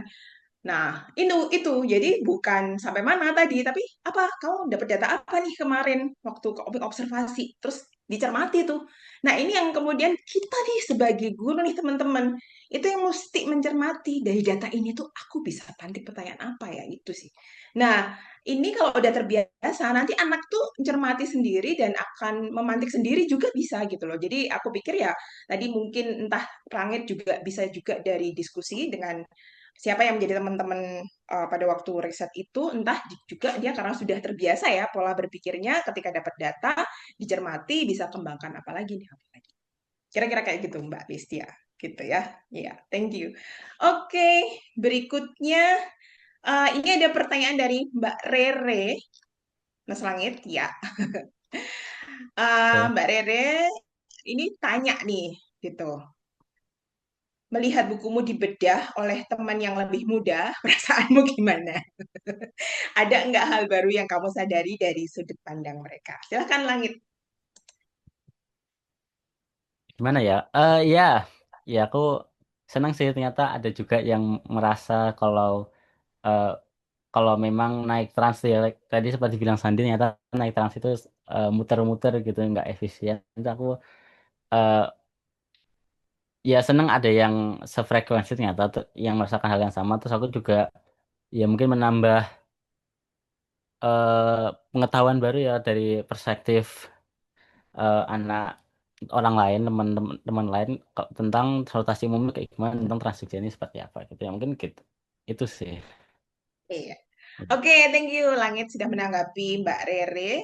Kemudian ini dari Mas Rizal Putranto tadi tuh sempat nulis ya di jam 8 tadi, kamu keren Mas Langit sudah menerapkan Ya, kerja-kerja antropologi di usia sekian gitu. Keren, salam hormat. Mas Rizal, apakah akan menyampaikan langsung? Boleh buka mic kalau berkenan, silakan Mas. Mas Rizal masih ada? Iya, Ada nggak ya? Mbak. Oh iya, silakan. Monggo Iya, Mas. Mbak. Thank you ya Mas. Monggo Iya, Mbak. silakan boleh menyampaikan. Apresiasi aja, Mbak. Udah cukup nyimak, Mbak. Iya, Mantap iya, iya. kerjanya. Thank you, thank you. Udah ini melampaui apa ya, kalau bisa dibilang itu melampaui zaman. Saya sendiri baru kenal kerja-kerja antropologi itu di mungkin setelah lulus SMA ya. Karena saya sendiri kuliahnya di antropologi baru baru tahu ya. Oh, iya, iya, Iya. iya, Tapi iya. Mas Langit Senja udah melampaui zaman lah. Iya. Iya, Oke. pertahankan Mas Langit Senja, mantap. Langsung check out Iya, ini bukunya. langsung Langsung check check out out. ya bukunya. Thank you ya Mas Rijal ya. Ya, Mbak, Oke, gitu aja ya, Mbak. thank you. Terima kasih. Oke, ya. Berikutnya ada Pak Yogo. Silakan Pak Yogo. Boleh. Apakah bisa buka kamera, Pak Yogo? Halo Mas Monggo. Langit, saya saya tadi ngikutinya tuh pas dari UGM. Naik Tapi trans, Pak? Enggak ya? nggak jam Oh, motor 10. jangan-jangan call Ya. kampus. ya, enggak ya sama nelusuri lah kan di situ kan dulu di mana di Terban itu kan ada kol-kol Putri itu loh. Betul. Yes, betul. Ya, saya masih dulu juga pakai Kaliurang gitu-gitu.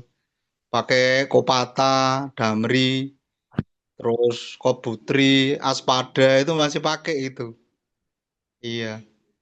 Nah, saya sama Mas Lang itu kagumnya gini, kok punya ya pikiran apa eh, meneliti ya tentang angkutan di Yogyakarta dan juga sejarahnya. Tadi kan seperti di bedah Mas apa ya Mas Andi tadi itu ya ada sejarahnya juga.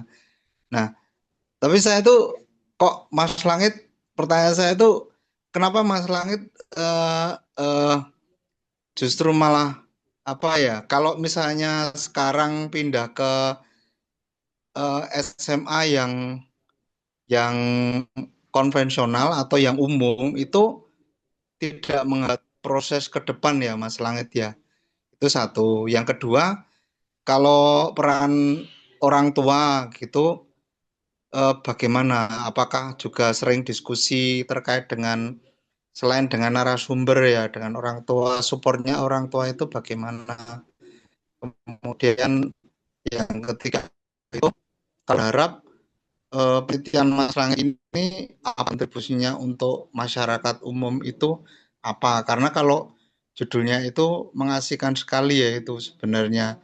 Kalau saya juga melihat sebagai orang yang mungkin lama di Jogja, terus dulu pernah naik transport yang lama sampai sekarang itu kan memang sebenarnya kalau Jogja itu butuh angkutan umum gitu ya. Dan ada dengar-dengar juga misalnya mau dihidupkan kereta api dari Kota Bantul gitu-gitu. Nah, dari hasil penelitian Mas Lait ini kira-kira memberikan kontribusi apa ya ke ke para pengguna angkutan umum. Mungkin agak berat ya, tapi harap Langit ke situ. Nah, keren sekali bukunya Mas Langit dan Mas Langit. Saya juga pengen beli itu bukunya kalau masih ada. Oh, Itu ada aja dong. sih, CO, ada CO. 3. Ya, ya Mbak Tias. Ya, paling enggak nanti bisa buat contoh tuh buat penerusnya Mas Langit yang lain termasuk Satria mungkin nanti. Iya, Iya, Satria. makasih. Oke. Eh, Oke, thank you Pak Yogo. Tadi Langit udah sama-sama Mbak Tias. ini ya. Ya, Ya, Mas Langit silahkan langsung ditangkap.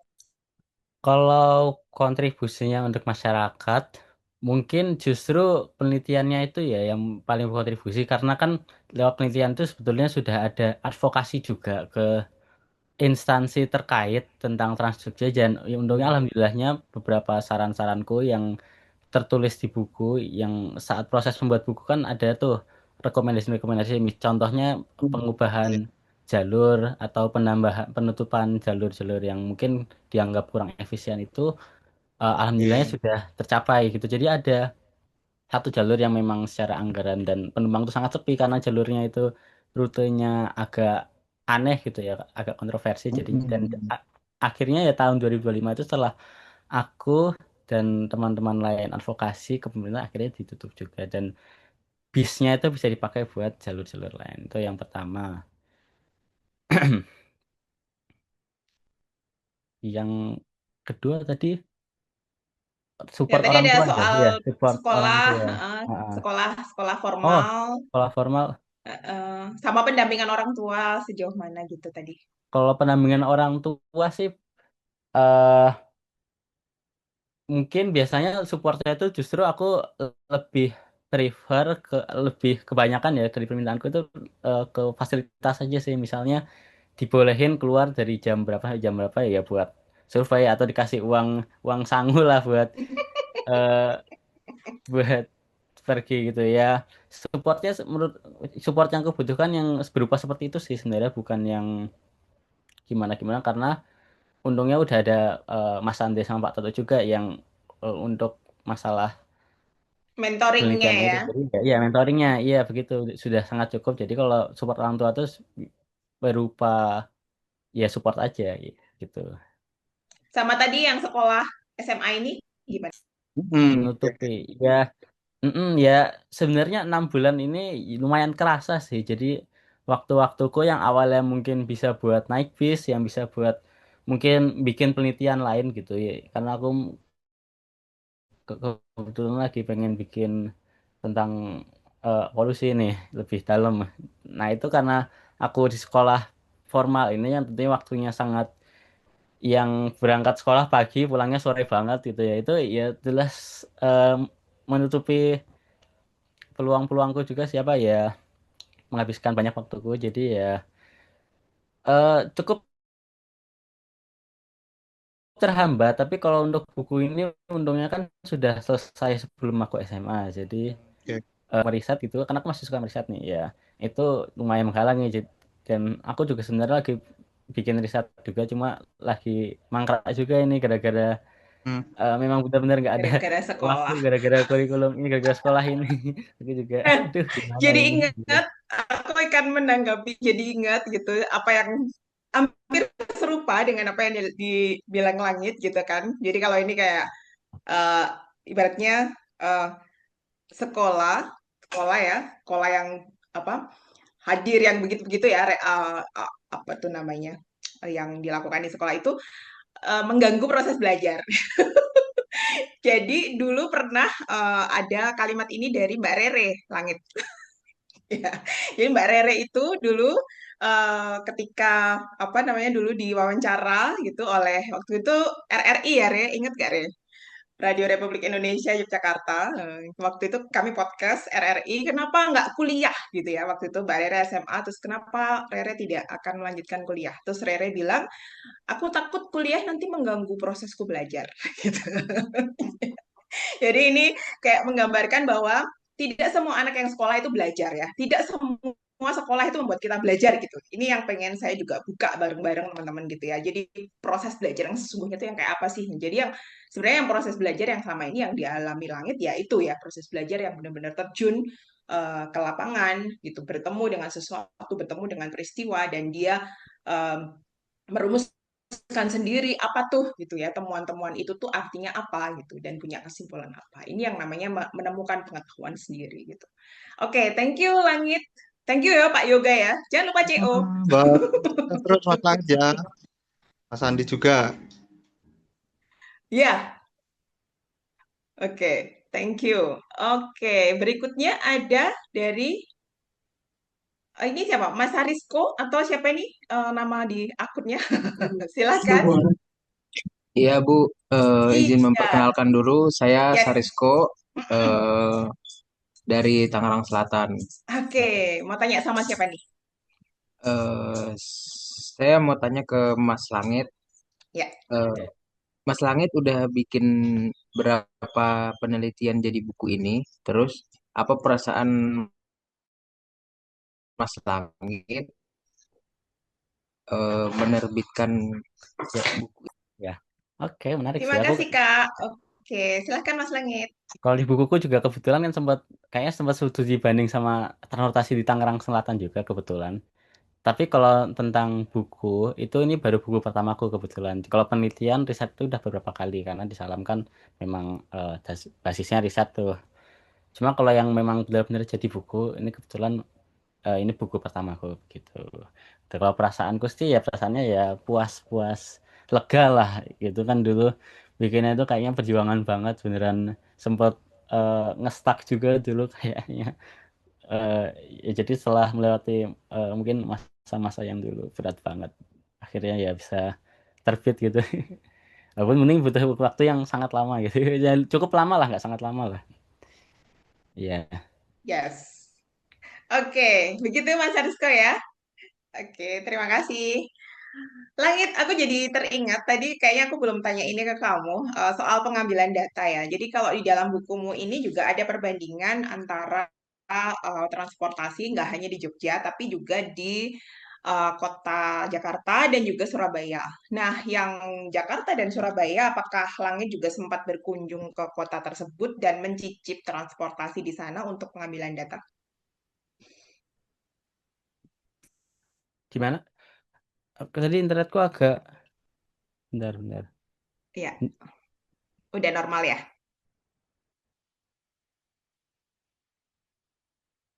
Oke, aku ulang ya.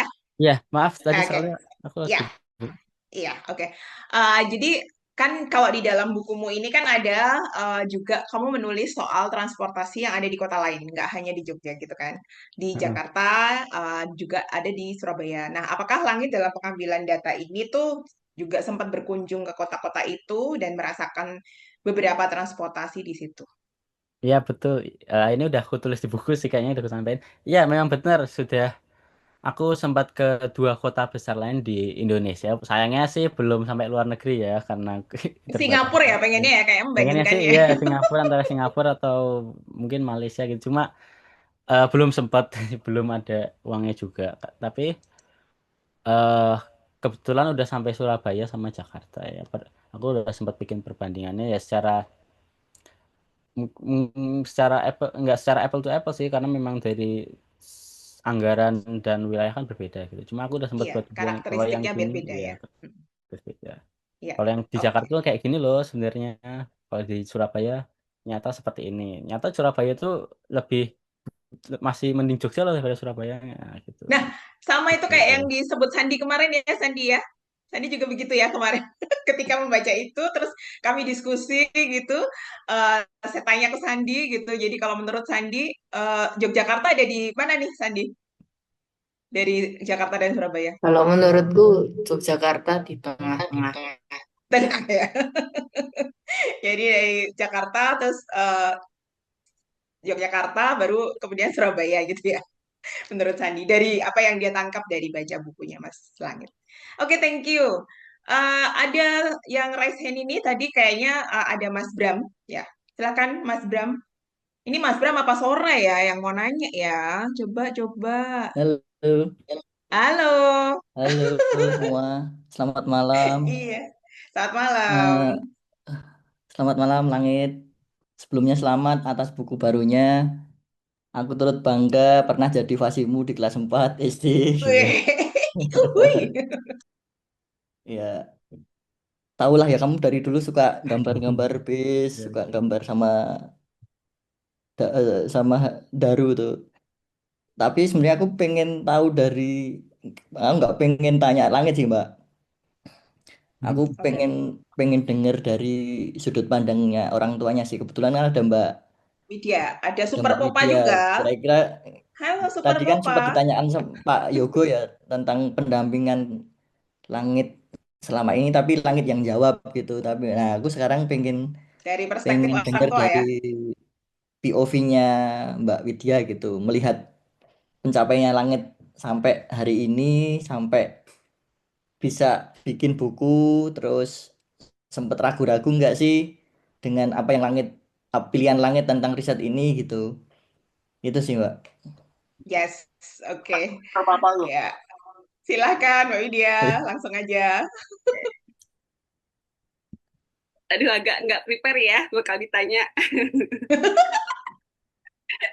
Baik, kalau dari kami orang tua sendiri sih memang Langit kan dari kecil ya udah suka naik Trans Jogja. Maksudnya dari kecil tuh udah hobi dia gitu kan.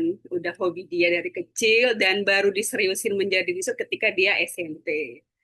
Kalau dari kami paling sebagai orang tua memfasilitasi gitu kan. Ngasih support, dukungan moral, nge-push dia kayak ikut ke beberapa diskusi. Awal tuh Langit sempat ragu-ragu ikut diskusi waktu itu diadakan oleh Transport for Jakarta, tapi di Jogja inget banget tuh 5 babak tentang transportasi umum. Dia agak ragu-ragu karena merasa waktu itu kan merasa masih kecil ya, aku masih SMP, masa ikut ke diskusi yang isinya orang dewasa gitu kan. Ya kami orang sebagai orang tua cuma bisa, udahlah coba dulu gitu kan, agak dipus juga. Ntar ini deh, kalau bisa ikut dan ngasih pertanyaan, Bunda kasih uang deh gitu. Ada Ada motivasi sogokannya ya. finansial ya gitu. Atau maksudnya kita orang tua juga harus lihat ya, nih anak sukanya apa sih, apa yang bikin dia menarik melakukan sesuatu. Jadi kami triknya waktu itu sekali kayak gitu. Setelah dia ikut ternyata kami nggak perlu ngasih duit lagi. Dia udah dengan sendirinya ikut dengan kegiatan-kegiatan lain yang diskusi tentang transportasi umum. Jadi memang kalau dari risetnya sendiri dia udah mandiri banget karena memang di Salam dari SD ya. Jadi selama 6 tahun itu kami udah selesai lah memfasilitasi. Jadi karena dia udah mandiri nih, udah tahu cara meriset seperti apa, dia udah tahu mau apa, fasilitatornya juga udah mampu memfasilitasi lebih baik daripada kami. Jadi memang secara fasilitasi untuk riset yang SMP ini kami tidak banyak terlibat. Seperti kata Langit, banyaknya fasilitasi untuk finansial. Mungkin kalau untuk ke kota yang baru kayak ke Jakarta atau Surabaya dan Bandung, kami di awal masih menemani. Setelah itu dia bisa berangkat sendiri. Kayak gitu. Terima. Oke, gitu Mas Bram. Apakah Kayak sudah dia cukup ini, menjawab? ya siap-siap Mbak Widya. Jadi Ini memang Sora kan, fondasinya tuh di 6 tahun iya. pertama di Salam itu udah jadi fondasi yang bagus banget buat kami orang tua. Memang prosesnya panjang ya, nggak serta-merta dia kelas 1 ujuk-ujuk langsung riset kan, enggak. Tapi ada proses selama 6 tahun itu dia belajar di Salam. Iya. Oke, thank you Mbak Widya. Udah Pak, udah cukup Mas Bram? Ya masih panjang sih sebenarnya pengen tanya, tapi ya yang lain dulu aja Mbak. Oh ya, baik, thank you. Oke, nanti ini sambil persiapan gitu kan ya, bagaimana dengan Sora ini. Oke, ya kita lanjut ada nih Mbak Syera nih, orang tua murid Salam juga. Oke, silahkan. Halo Mbak Halo, Syera. halo Mbak Tia. Yes, ini mau menanggapi atau bertanya atau apa silahkan. Selamat Langit, terus juga selamat buat Mbak Wit. Sudah apa ya istilahnya, berarti ngunduh sesuatu nih tahun ini kayak gitu dari proses kerja panjangnya Langit gitu. Halo Langit, aku baru setengah baca bukunya, teman-teman aku juga udah punya. Silakan check out. Besok Senin Linknya. harga naik. Senin harga naik.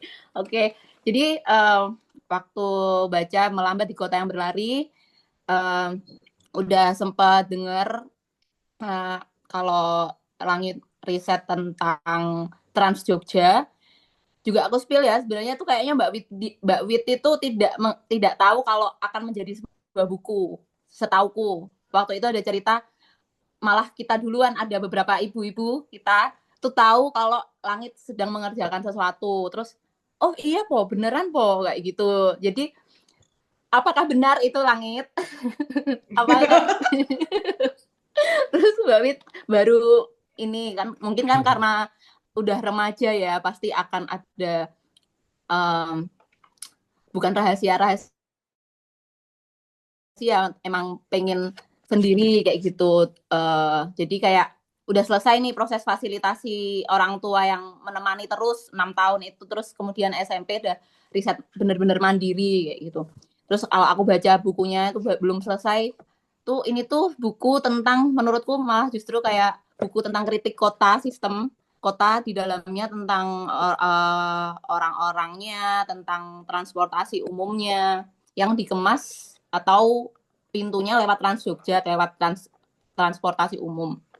Nah, aku mau tanya ke Langit, jadi dari judul itu kan kota itu kan sering dianggap sebagai simbol kemajuan ya. Dalam buku ini itu apakah akhirnya berlari itu justru menjadi masalah dan melambat itu sering dianggap, kita kan sering menganggap melambat itu sebuah kemunduran. Nah, bagaimana Langit itu justru memaknai secara berbeda? Bisa ceritain nggak apakah proses menulis buku ini tuh juga membuat Langit melambat untuk hal-hal atau kegiatan atau aktivitas Langit yang lain? Boleh diceritakan. Terus juga apa bagian tersulit dari menulis buku ini? Apakah risetnya, apakah merangkai ceritanya, atau justru menyederhanakan gagasannya? Gitu sih, Mbak. Ada 3 poin. Yes, oke, terima kasih. Langsung aja Mas Ya. Langit, thank you Mbak Sera. Oke, jadi melambat ini ya sebetulnya aku mencoba melambat dari arus yang udah ada gitu ya. Misalnya arusnya kita naik motor terus berangkat sekolah, pulang pergi naik kemana-mana naik motor. Nah di situ aku coba ya melambat gitu, berhenti melihat sekeliling, melihat sekitar, melihat lingkungan, melihat kondisi jalannya macet, melihat halte sepi, melihat mungkin transnya yang nggak ada yang naik gitu. Nah ya itu yang aku lakukan saat melakukan saat ini. Jadi ya aku mencoba keluar dari arus, ya melambat dari arus yang ada dan coba eh, mengamati hal sekitar. Jadi apakah itu sebuah kemunduran ya? Menurutku sih nggak semuanya yang eh, lambat gitu itu sebuah kemunduran sih. Ya eh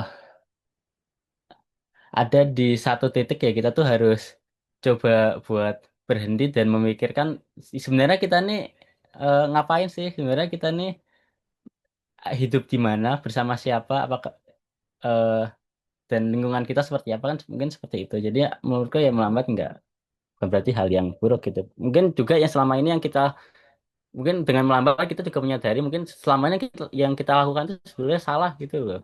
Bisa gitu. Nah, terus kalau yang bagian apa kesulitan yang paling eh, membuat buku ini lama dibikin menurutku ya menyederhanakan kata itu sama iya ya menyederhanakan kata itu ya. Jadi membuat data abstrak menjadi sebuah tulisan yang sekiranya orang itu membaca itu bisa tetap mendapatkan intinya, mendapatkan apa yang ingin aku sampaikan itu tapi secara menyenangkan gitu ya. Mungkin mungkin justru eh, menurutku kendalanya di situ sih. Jadi aku tetap pengen orang ini tahu paham maksud aku itu seperti apa, tapi aku pengen ngeringkasnya sebagai sesuatu yang eh, menyenangkan untuk dibaca seperti itu mungkin. Oke, thank you. Gimana Mbak Sera? Oke, thank you.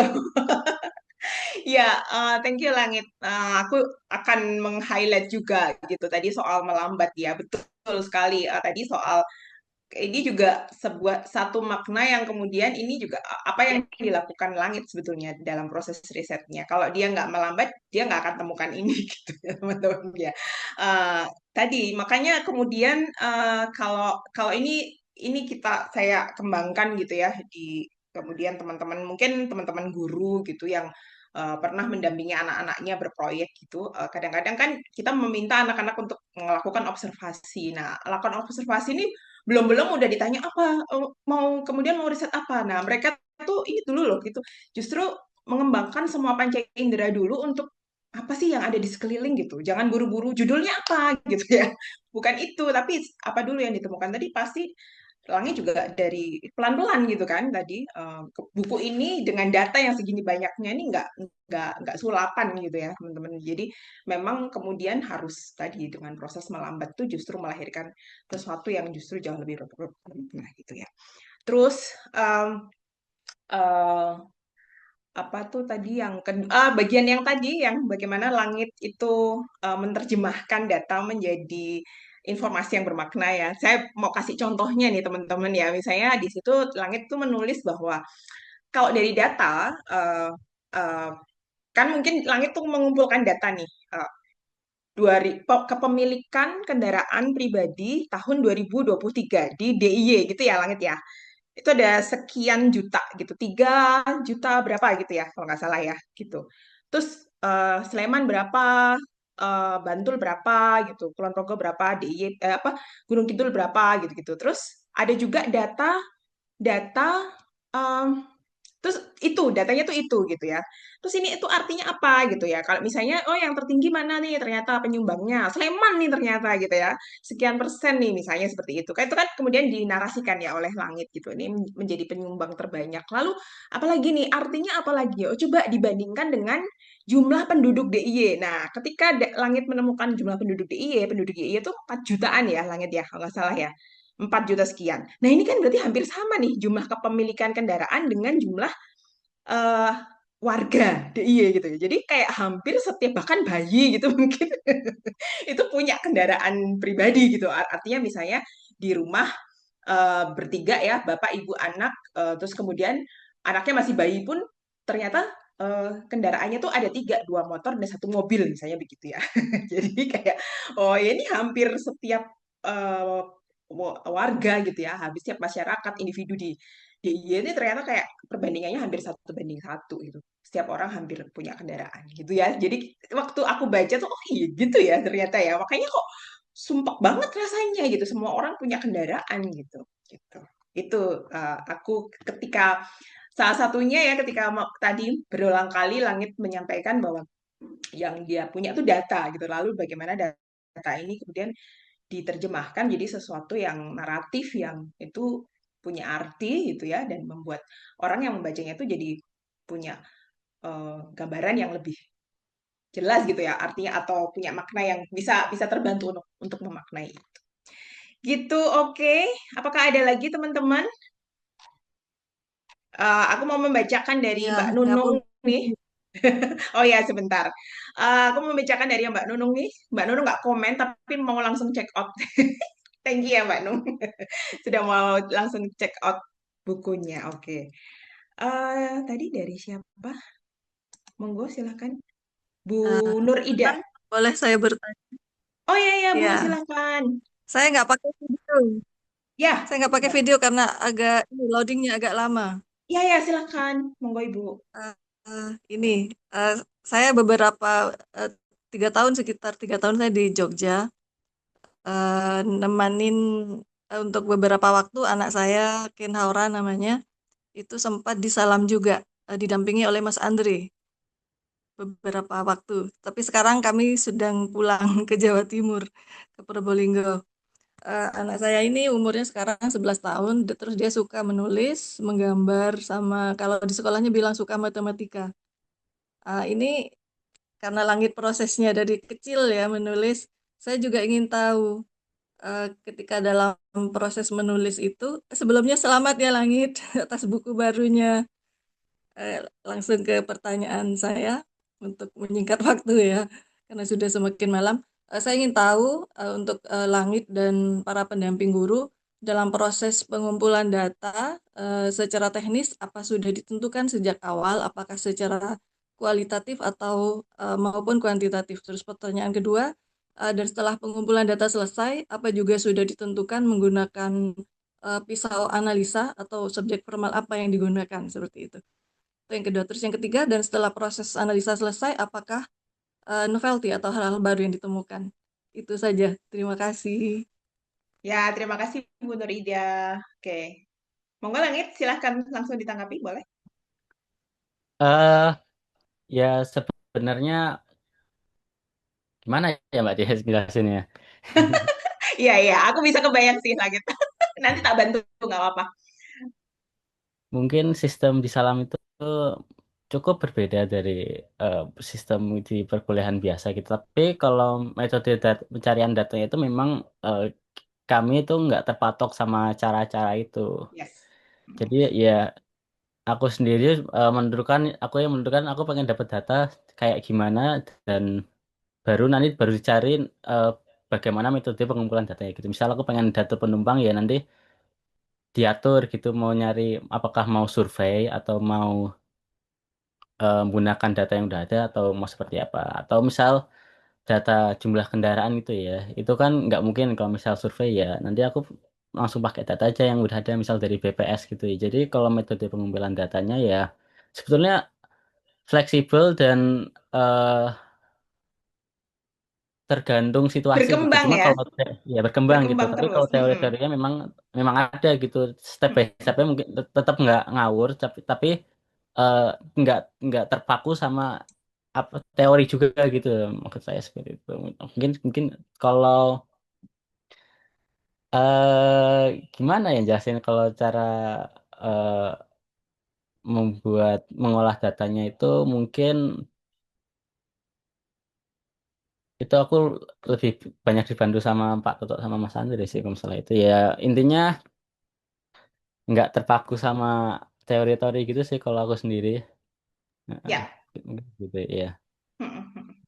Mana Iya, ya? betul. Juga bingung Saya sih. memperkuat langit aja gitu. Jadi memang kalau akhirnya kan kami nggak pernah ya ngomongin ini nanti mau kualitatif atau kuantitatif itu nggak pernah kami omongin ke anak-anak gitu ya. Jadi istilah-istilah itu tidak pernah kami omongin, tapi dengan cara apa supaya nggak terkotak-kotak gitu, nggak terkotak-kotak. Makanya kami juga mata pelajaran pun kan nggak ada kan ya gitu. Jadi nggak ini mau apa namanya di kotak-kotakan jadi mata pelajaran apa kan nggak. Jadi proses penelitian pun juga mengalir gitu ya, mengalir yang kemudian dari situ ketika butuh yang kualitatif, dia akan jalankan kualitatif gitu. Ketika butuh yang kuantitatif, ya akan jalankan yang kuantitatif gitu. Dengan model pendampingan tadi ya, diskusi. Data apa yang ditemukan dari data ini ternyata memantik pertanyaan apa dan itu bisa kita cari dari apa gitu loh. Jadi memang rancangannya di awal itu bukan yang saklek gitu ya. Kalau saya melihat proposal-proposalnya anak-anak gitu. Kalau kalau SMP itu udah mulai sih memang ada rancangan gitu. Yang SD itu sangat sederhana sekali. Mereka mau gimana ya nggak yang serigid itu gitu ya. Jadi akan berkembang sesuai dengan kebutuhan. Makanya malah nggak makanya kenapa akhirnya jadi buku ini tuh justru menurut saya karena tidak terkotak-kotak oleh jenis penelitian apa gitu ya teman-teman bisa kebayang gitu kalau dulu dibatesin pakai modul penelitian apa salah satu hal aja itu ya mungkin akan mandek gitu tapi justru karena fleksibilitas tadi Langit udah bilang juga soal fleksibilitas itu dan kalau saya nggak bisa bantu jawab juga soal yang pisau analisis apa yang dipakai gitu ya karena secara khusus saya nggak mendampingi tadi yang mendampingi Andre dan Pak Toto gitu ya ya dari temuan apa data itu terus dianalisis bersama gitu dengan analisisnya harus gimana gitu ya maksudnya kemudian sampai mendapatkan kesimpulan itu apa yang dipakai gitu yaitu dari proses diskusi tadi saya nggak tahu apa yang kemudian tools apa yang banyak dipakai di situ. Eh, Oke, mungkin ini sudah 21.11 ya.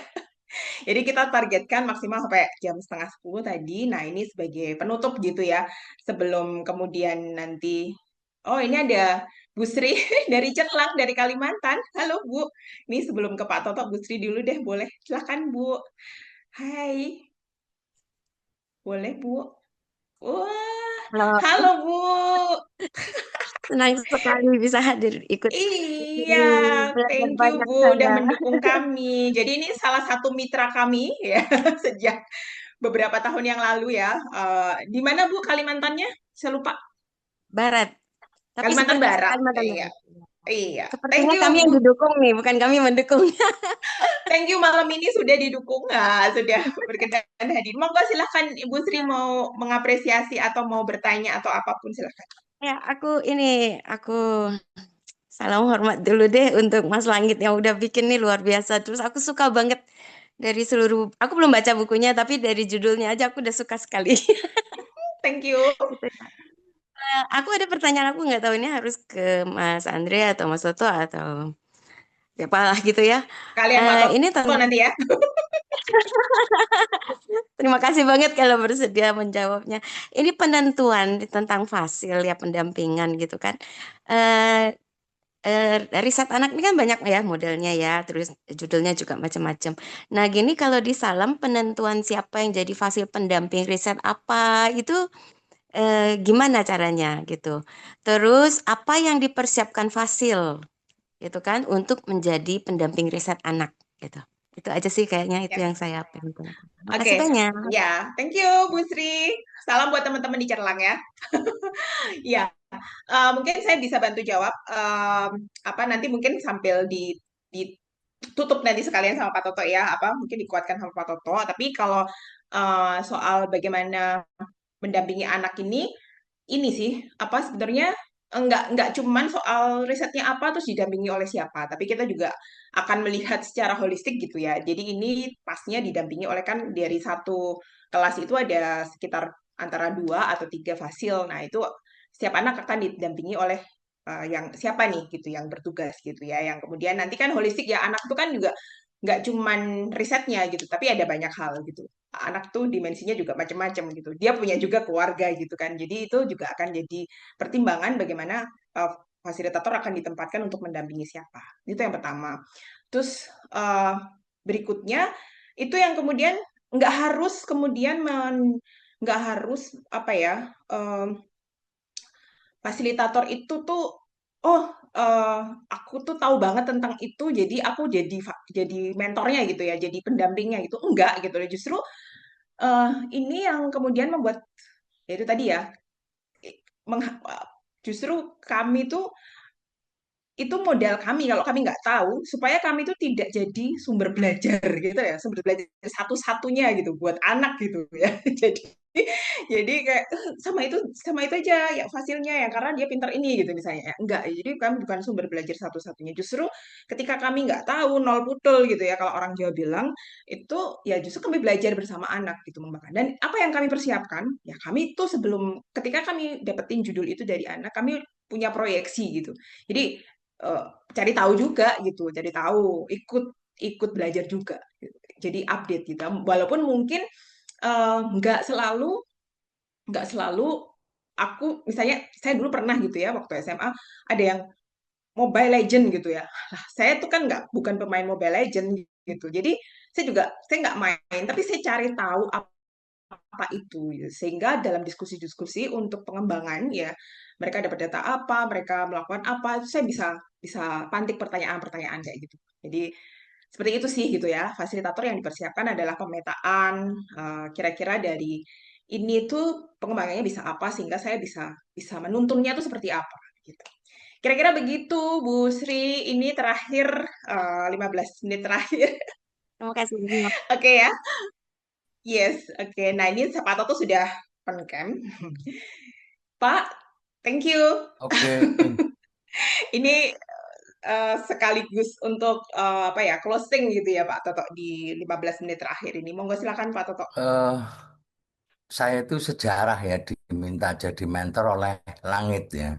Karena di Salam itu kayaknya orang itu nggak terlalu pengen ketemu aku gitu. Tapi ini ada anak kecil yang pengen aku mentorin. Nah, dan saya juga menyadari ada gap usia yang cukup panjang sekali gitu ya. Makanya saya meminta Andre untuk nemenin aku ya untuk mendampingi langit.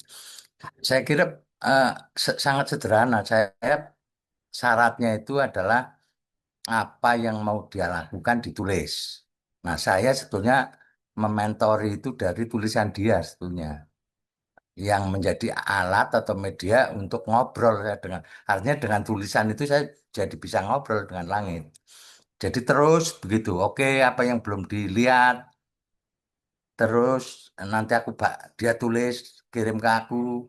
Aku oh aku dari tulisan itu tahu ini apa yang harus dikembangkan, apa yang harus diperdalam lagi dan umpamanya satu contoh,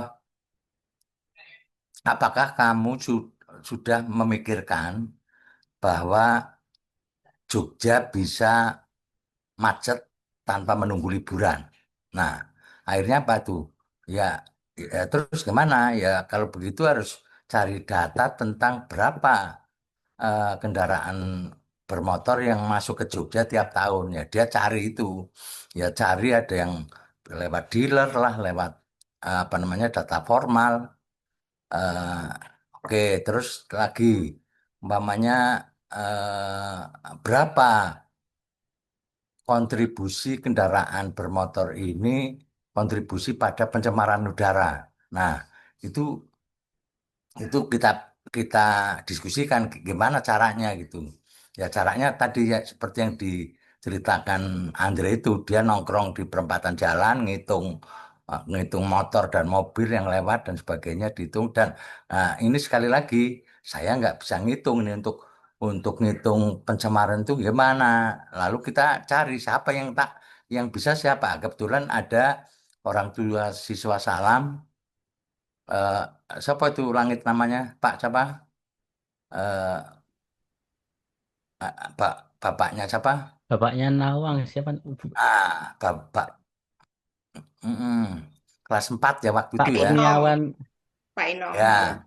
ya ya kita aku oke kalau begitu langit kamu mesti eh, data yang kamu udah temukan ini kamu coba diskusikan dengan Pak Inong untuk untuk bisa mendapatkan hitungan tentang kontribusi apa namanya kendaraan bermotor ini kepada pencemaran udara. Juga lagi saya menemukan di temuannya langit umpamanya dengan fasilitas menggunakan kartu elektronik itu. Nah, saya anu aja coba langit kamu cek lebih dalam nih. Ini kartu elektronik ini hanya untuk teknis menaiki bis atau datanya diakses apa enggak? Karena kan di situ kan ada data itu orang dari mana, usia dan eh, mau kemana dan itu itu mestinya justru bisa menjadi basis basis data untuk menentukan rute umpamanya akan membangun rute itu bisa menggunakan data yang diperoleh dari kartu kartu elektronik itu umpamanya itu. Nah, ternyata ternyata kan enggak juga kalau kartu elektronik itu ya hanya dipakai untuk teknis naik bis saja padahal di dalam ada datanya umpamanya hal-hal kayak gitu. Juga ketemu nih, ketemu ternyata untuk menentukan rute itu pertimbangannya lebih ke para wisata. Nah, aku jadi mikir kan, nah, itu kita diskusi itu. Nah, emang orang wisata itu naik Trans Jogja, Mbak. Nah, itu dikembangkan itu. Nah, sehingga bisa jadi malah tidak dalam pertimbangan anak sekolah, orang mau ke pasar, orang mau kerja. Nah, itu yang yang yang menjadi jadi kalau ditanya aliran analisisnya apa, saya kira ini anu aja, ini justru berangkat dari apa namanya dari data yang coba kita analisis kemungkinan-kemungkinannya apa namanya eh, apa yang terjadi dan itu kan juga bisa dibaca gitu. Nah, saya kira memang buku ini kelemahannya satu. Kelemahannya adalah tidak ada perbandingan di negara lain. Nah, itu yang mungkin sekarang Langit lagi mulai mikir nih kalau bisa diupdate ya paling-paling itu karena supaya orang juga memahami bahwa sebenarnya transportasi publik ini bukan semata-mata teknis untuk urusan membawa orang dari mana ke mana bukan itu tetapi ini juga peradaban sebetulnya. Saya kira di data langit juga juga ada itu perbandingan dengan Jawa Barat umpamanya. Di Jawa Barat kenapa angkutan kampung itu masih berjalan sampai sekarang. Di Jogja kan hampir udah nggak ada tuh. Karena di Jogja ini ternyata urusan kendaraan pribadi sudah dipengaruhi sejak dari sepeda dulu, sepeda ontel itu. Jadi akhirnya sepeda ontel jadi kalau yang punya duit ya jadi motor, jadi mobil gitu loh. Tapi orientasinya itu lebih kepada orientasi pribadi. Nah, saya kira ini juga berkaitan juga dengan ideologi negara juga. Apakah negara juga memikirkan itu gitu loh. Kalau orang bisa naik motor, bisa naik mobil itu menjadi ukuran kemakmuran ya itu ya persoalan gitu loh. Apalagi sekarang ya kalau kita kontekan dengan krisis energi gitu di negara-negara yang transportasi publiknya bagus, mereka sudah langsung anu aja, langsung diprioritaskan untuk kendaraan umum, untuk kendaraan publik ya. Saya kira Singapura cukup bagus ya, bahkan ya mungkin karena negaranya kecil jadi dia mikirin itu gitu loh. Sehingga ada aturan setiap orang itu nggak ya dibatasi anunya kepemilikan kendaraan pribadinya ya. Kalau nggak macet itu macet nggak perlu nunggu hari raya gitu loh, udah macet tiap hari gitu loh. Nah, kira-kira itu yang apa namanya? Jadi pengalaman saya dampingi langit itu ya berdasarkan tulisan. Jadi tulisan oke dari apa yang kita bicarakan dia lakukan ditulis, nanti aku baca, balikin lagi ke langit, nanti ada perbaikan, terus begitu sampai sampai jadi buku ini sebetulnya. Kira-kira itu. Apalagi ya? Ya, Pak, Apalagi oke. ya? Thank you. Eh? Ya, Ada apalagi yang eh? oke. Apakah ada yang kemudian ingin ini ditanyakan, mungkin dari tadi yang Pak Toto sampaikan ada yang terpantik gitu? Monggo, silakan Ya, mungkin. enggak kalau Boleh. dari Mbak Sri ya, Cerlang ya. Iya, Saya problemnya problemnya mentor atau fasilitator yang dampingi itu sebenarnya di orientasinya sebetulnya atau perspektifnya. Nah, saya kan sebetulnya eh, cuma bantuin aja ke langit gitu. Sampai langit juga punya pengalaman dan bisa me- menyimpulkan sendiri bahwa sebetulnya transportasi publik ini sangat berkaitan dengan ideologi yang dianut oleh negara juga rakyatnya. Kalau rakyatnya itu merasa bangga dengan mobil kemana, ya itu beda lagi gitu loh. Nah ini ini menyangkut menyangkut apa namanya menyangkut cara pandang negara juga. Nah, apalagi umpamanya umpamanya apa namanya subsidi Trans Jogja dikurangi, semakin dikurangi semakin, nah itu udah menunjukkan bahwa sebenarnya nggak terlalu penting gitu loh. Sementara rakyatnya juga kan menjadi pertanyaan kenapa Trans Jogja sepi, kenapa dan sebagainya itu. Nah itu juga ini berkaitan pada kebudayaan manusianya juga gitu loh. Saya kira iya. itu. Iya. Nah, Jadi nah, ini menggarisbawahi nah, soal ini tadi ya Pak, holistik ya Pak ya. nah, Ketika memandang sesuatu tuh ternyata hmm, nyambungnya ke banyak hal ya. Ini makanya nah, kemudian kami tuh juga nggak pakai mata pelajaran untuk oke. tidak Nah, mengkotak-kotakkan ya Pak Toto. mungkin aku sampaikan aja mungkin tanggal 2 pas Hari Pendidikan Nasional, bukunya Langit akan dibahas lagi dengan bukunya Puri. Puri dulu di Salam sampai kelas berapa itu ya? Nah, kebetulan Puri masih SD waktu ya. itu ya terakhir di Nah, Salam. Aku nah, lupa. kebetulan dua-duanya ini dalam tema yang tadi melambat tadi. Ya. Dia dia risetnya di suku Boti di Timur Tengah Selatan itu, di NTT. Nah, itu kan sama, itu kan sangat tidak hanya melambat, itu sangat lambat itu mereka itu hidupnya. Tetapi ya mandiri. Nah, ini yang tertarik akan dibahas di tanggal 2 Mei, mungkin di ruang literasi. Saya berpikir ini mestinya narasumbernya adalah orang yang pernah jadi gubernur atau apa di sebuah provinsi. Nah, coba melihat itu. Saya pengennya Pak Anies. Moga-moga Pak Anies jadi itu Pak Anies Baswedan. Semoga bisa di live-kan Ya, ya Pak Toto ya, ya. Karena itu ya, kan moga-moga ya. ya moga-moga bisa di live-kan. Untuk tanggal 2 Jadi Mei nanti ya. teman-teman yang di luar Jogja juga bisa tetap menyimak gitu ya. Ya, Oke, saya kira saya cukup panjang ya yes, nulis di pengantarnya itu ya, ya, pengalaman. ya. Eh, Mhm. saya kira itu saja. Terima kasih banyak Thank you atas. Pak Toto. Iya. Oke teman-teman, terima kasih sekali sudah bersetia di acara ini, di Biar eh, ruangan kita biar malam hari ini. biar Sandi sama ini closing statement dong. Iya, Sama iya untuk menutup ini gitu kan. Saya apa? Monggo silakan dari Langit dan Sandi nanti untuk memberikan satu kalimat penutup gitu ya dari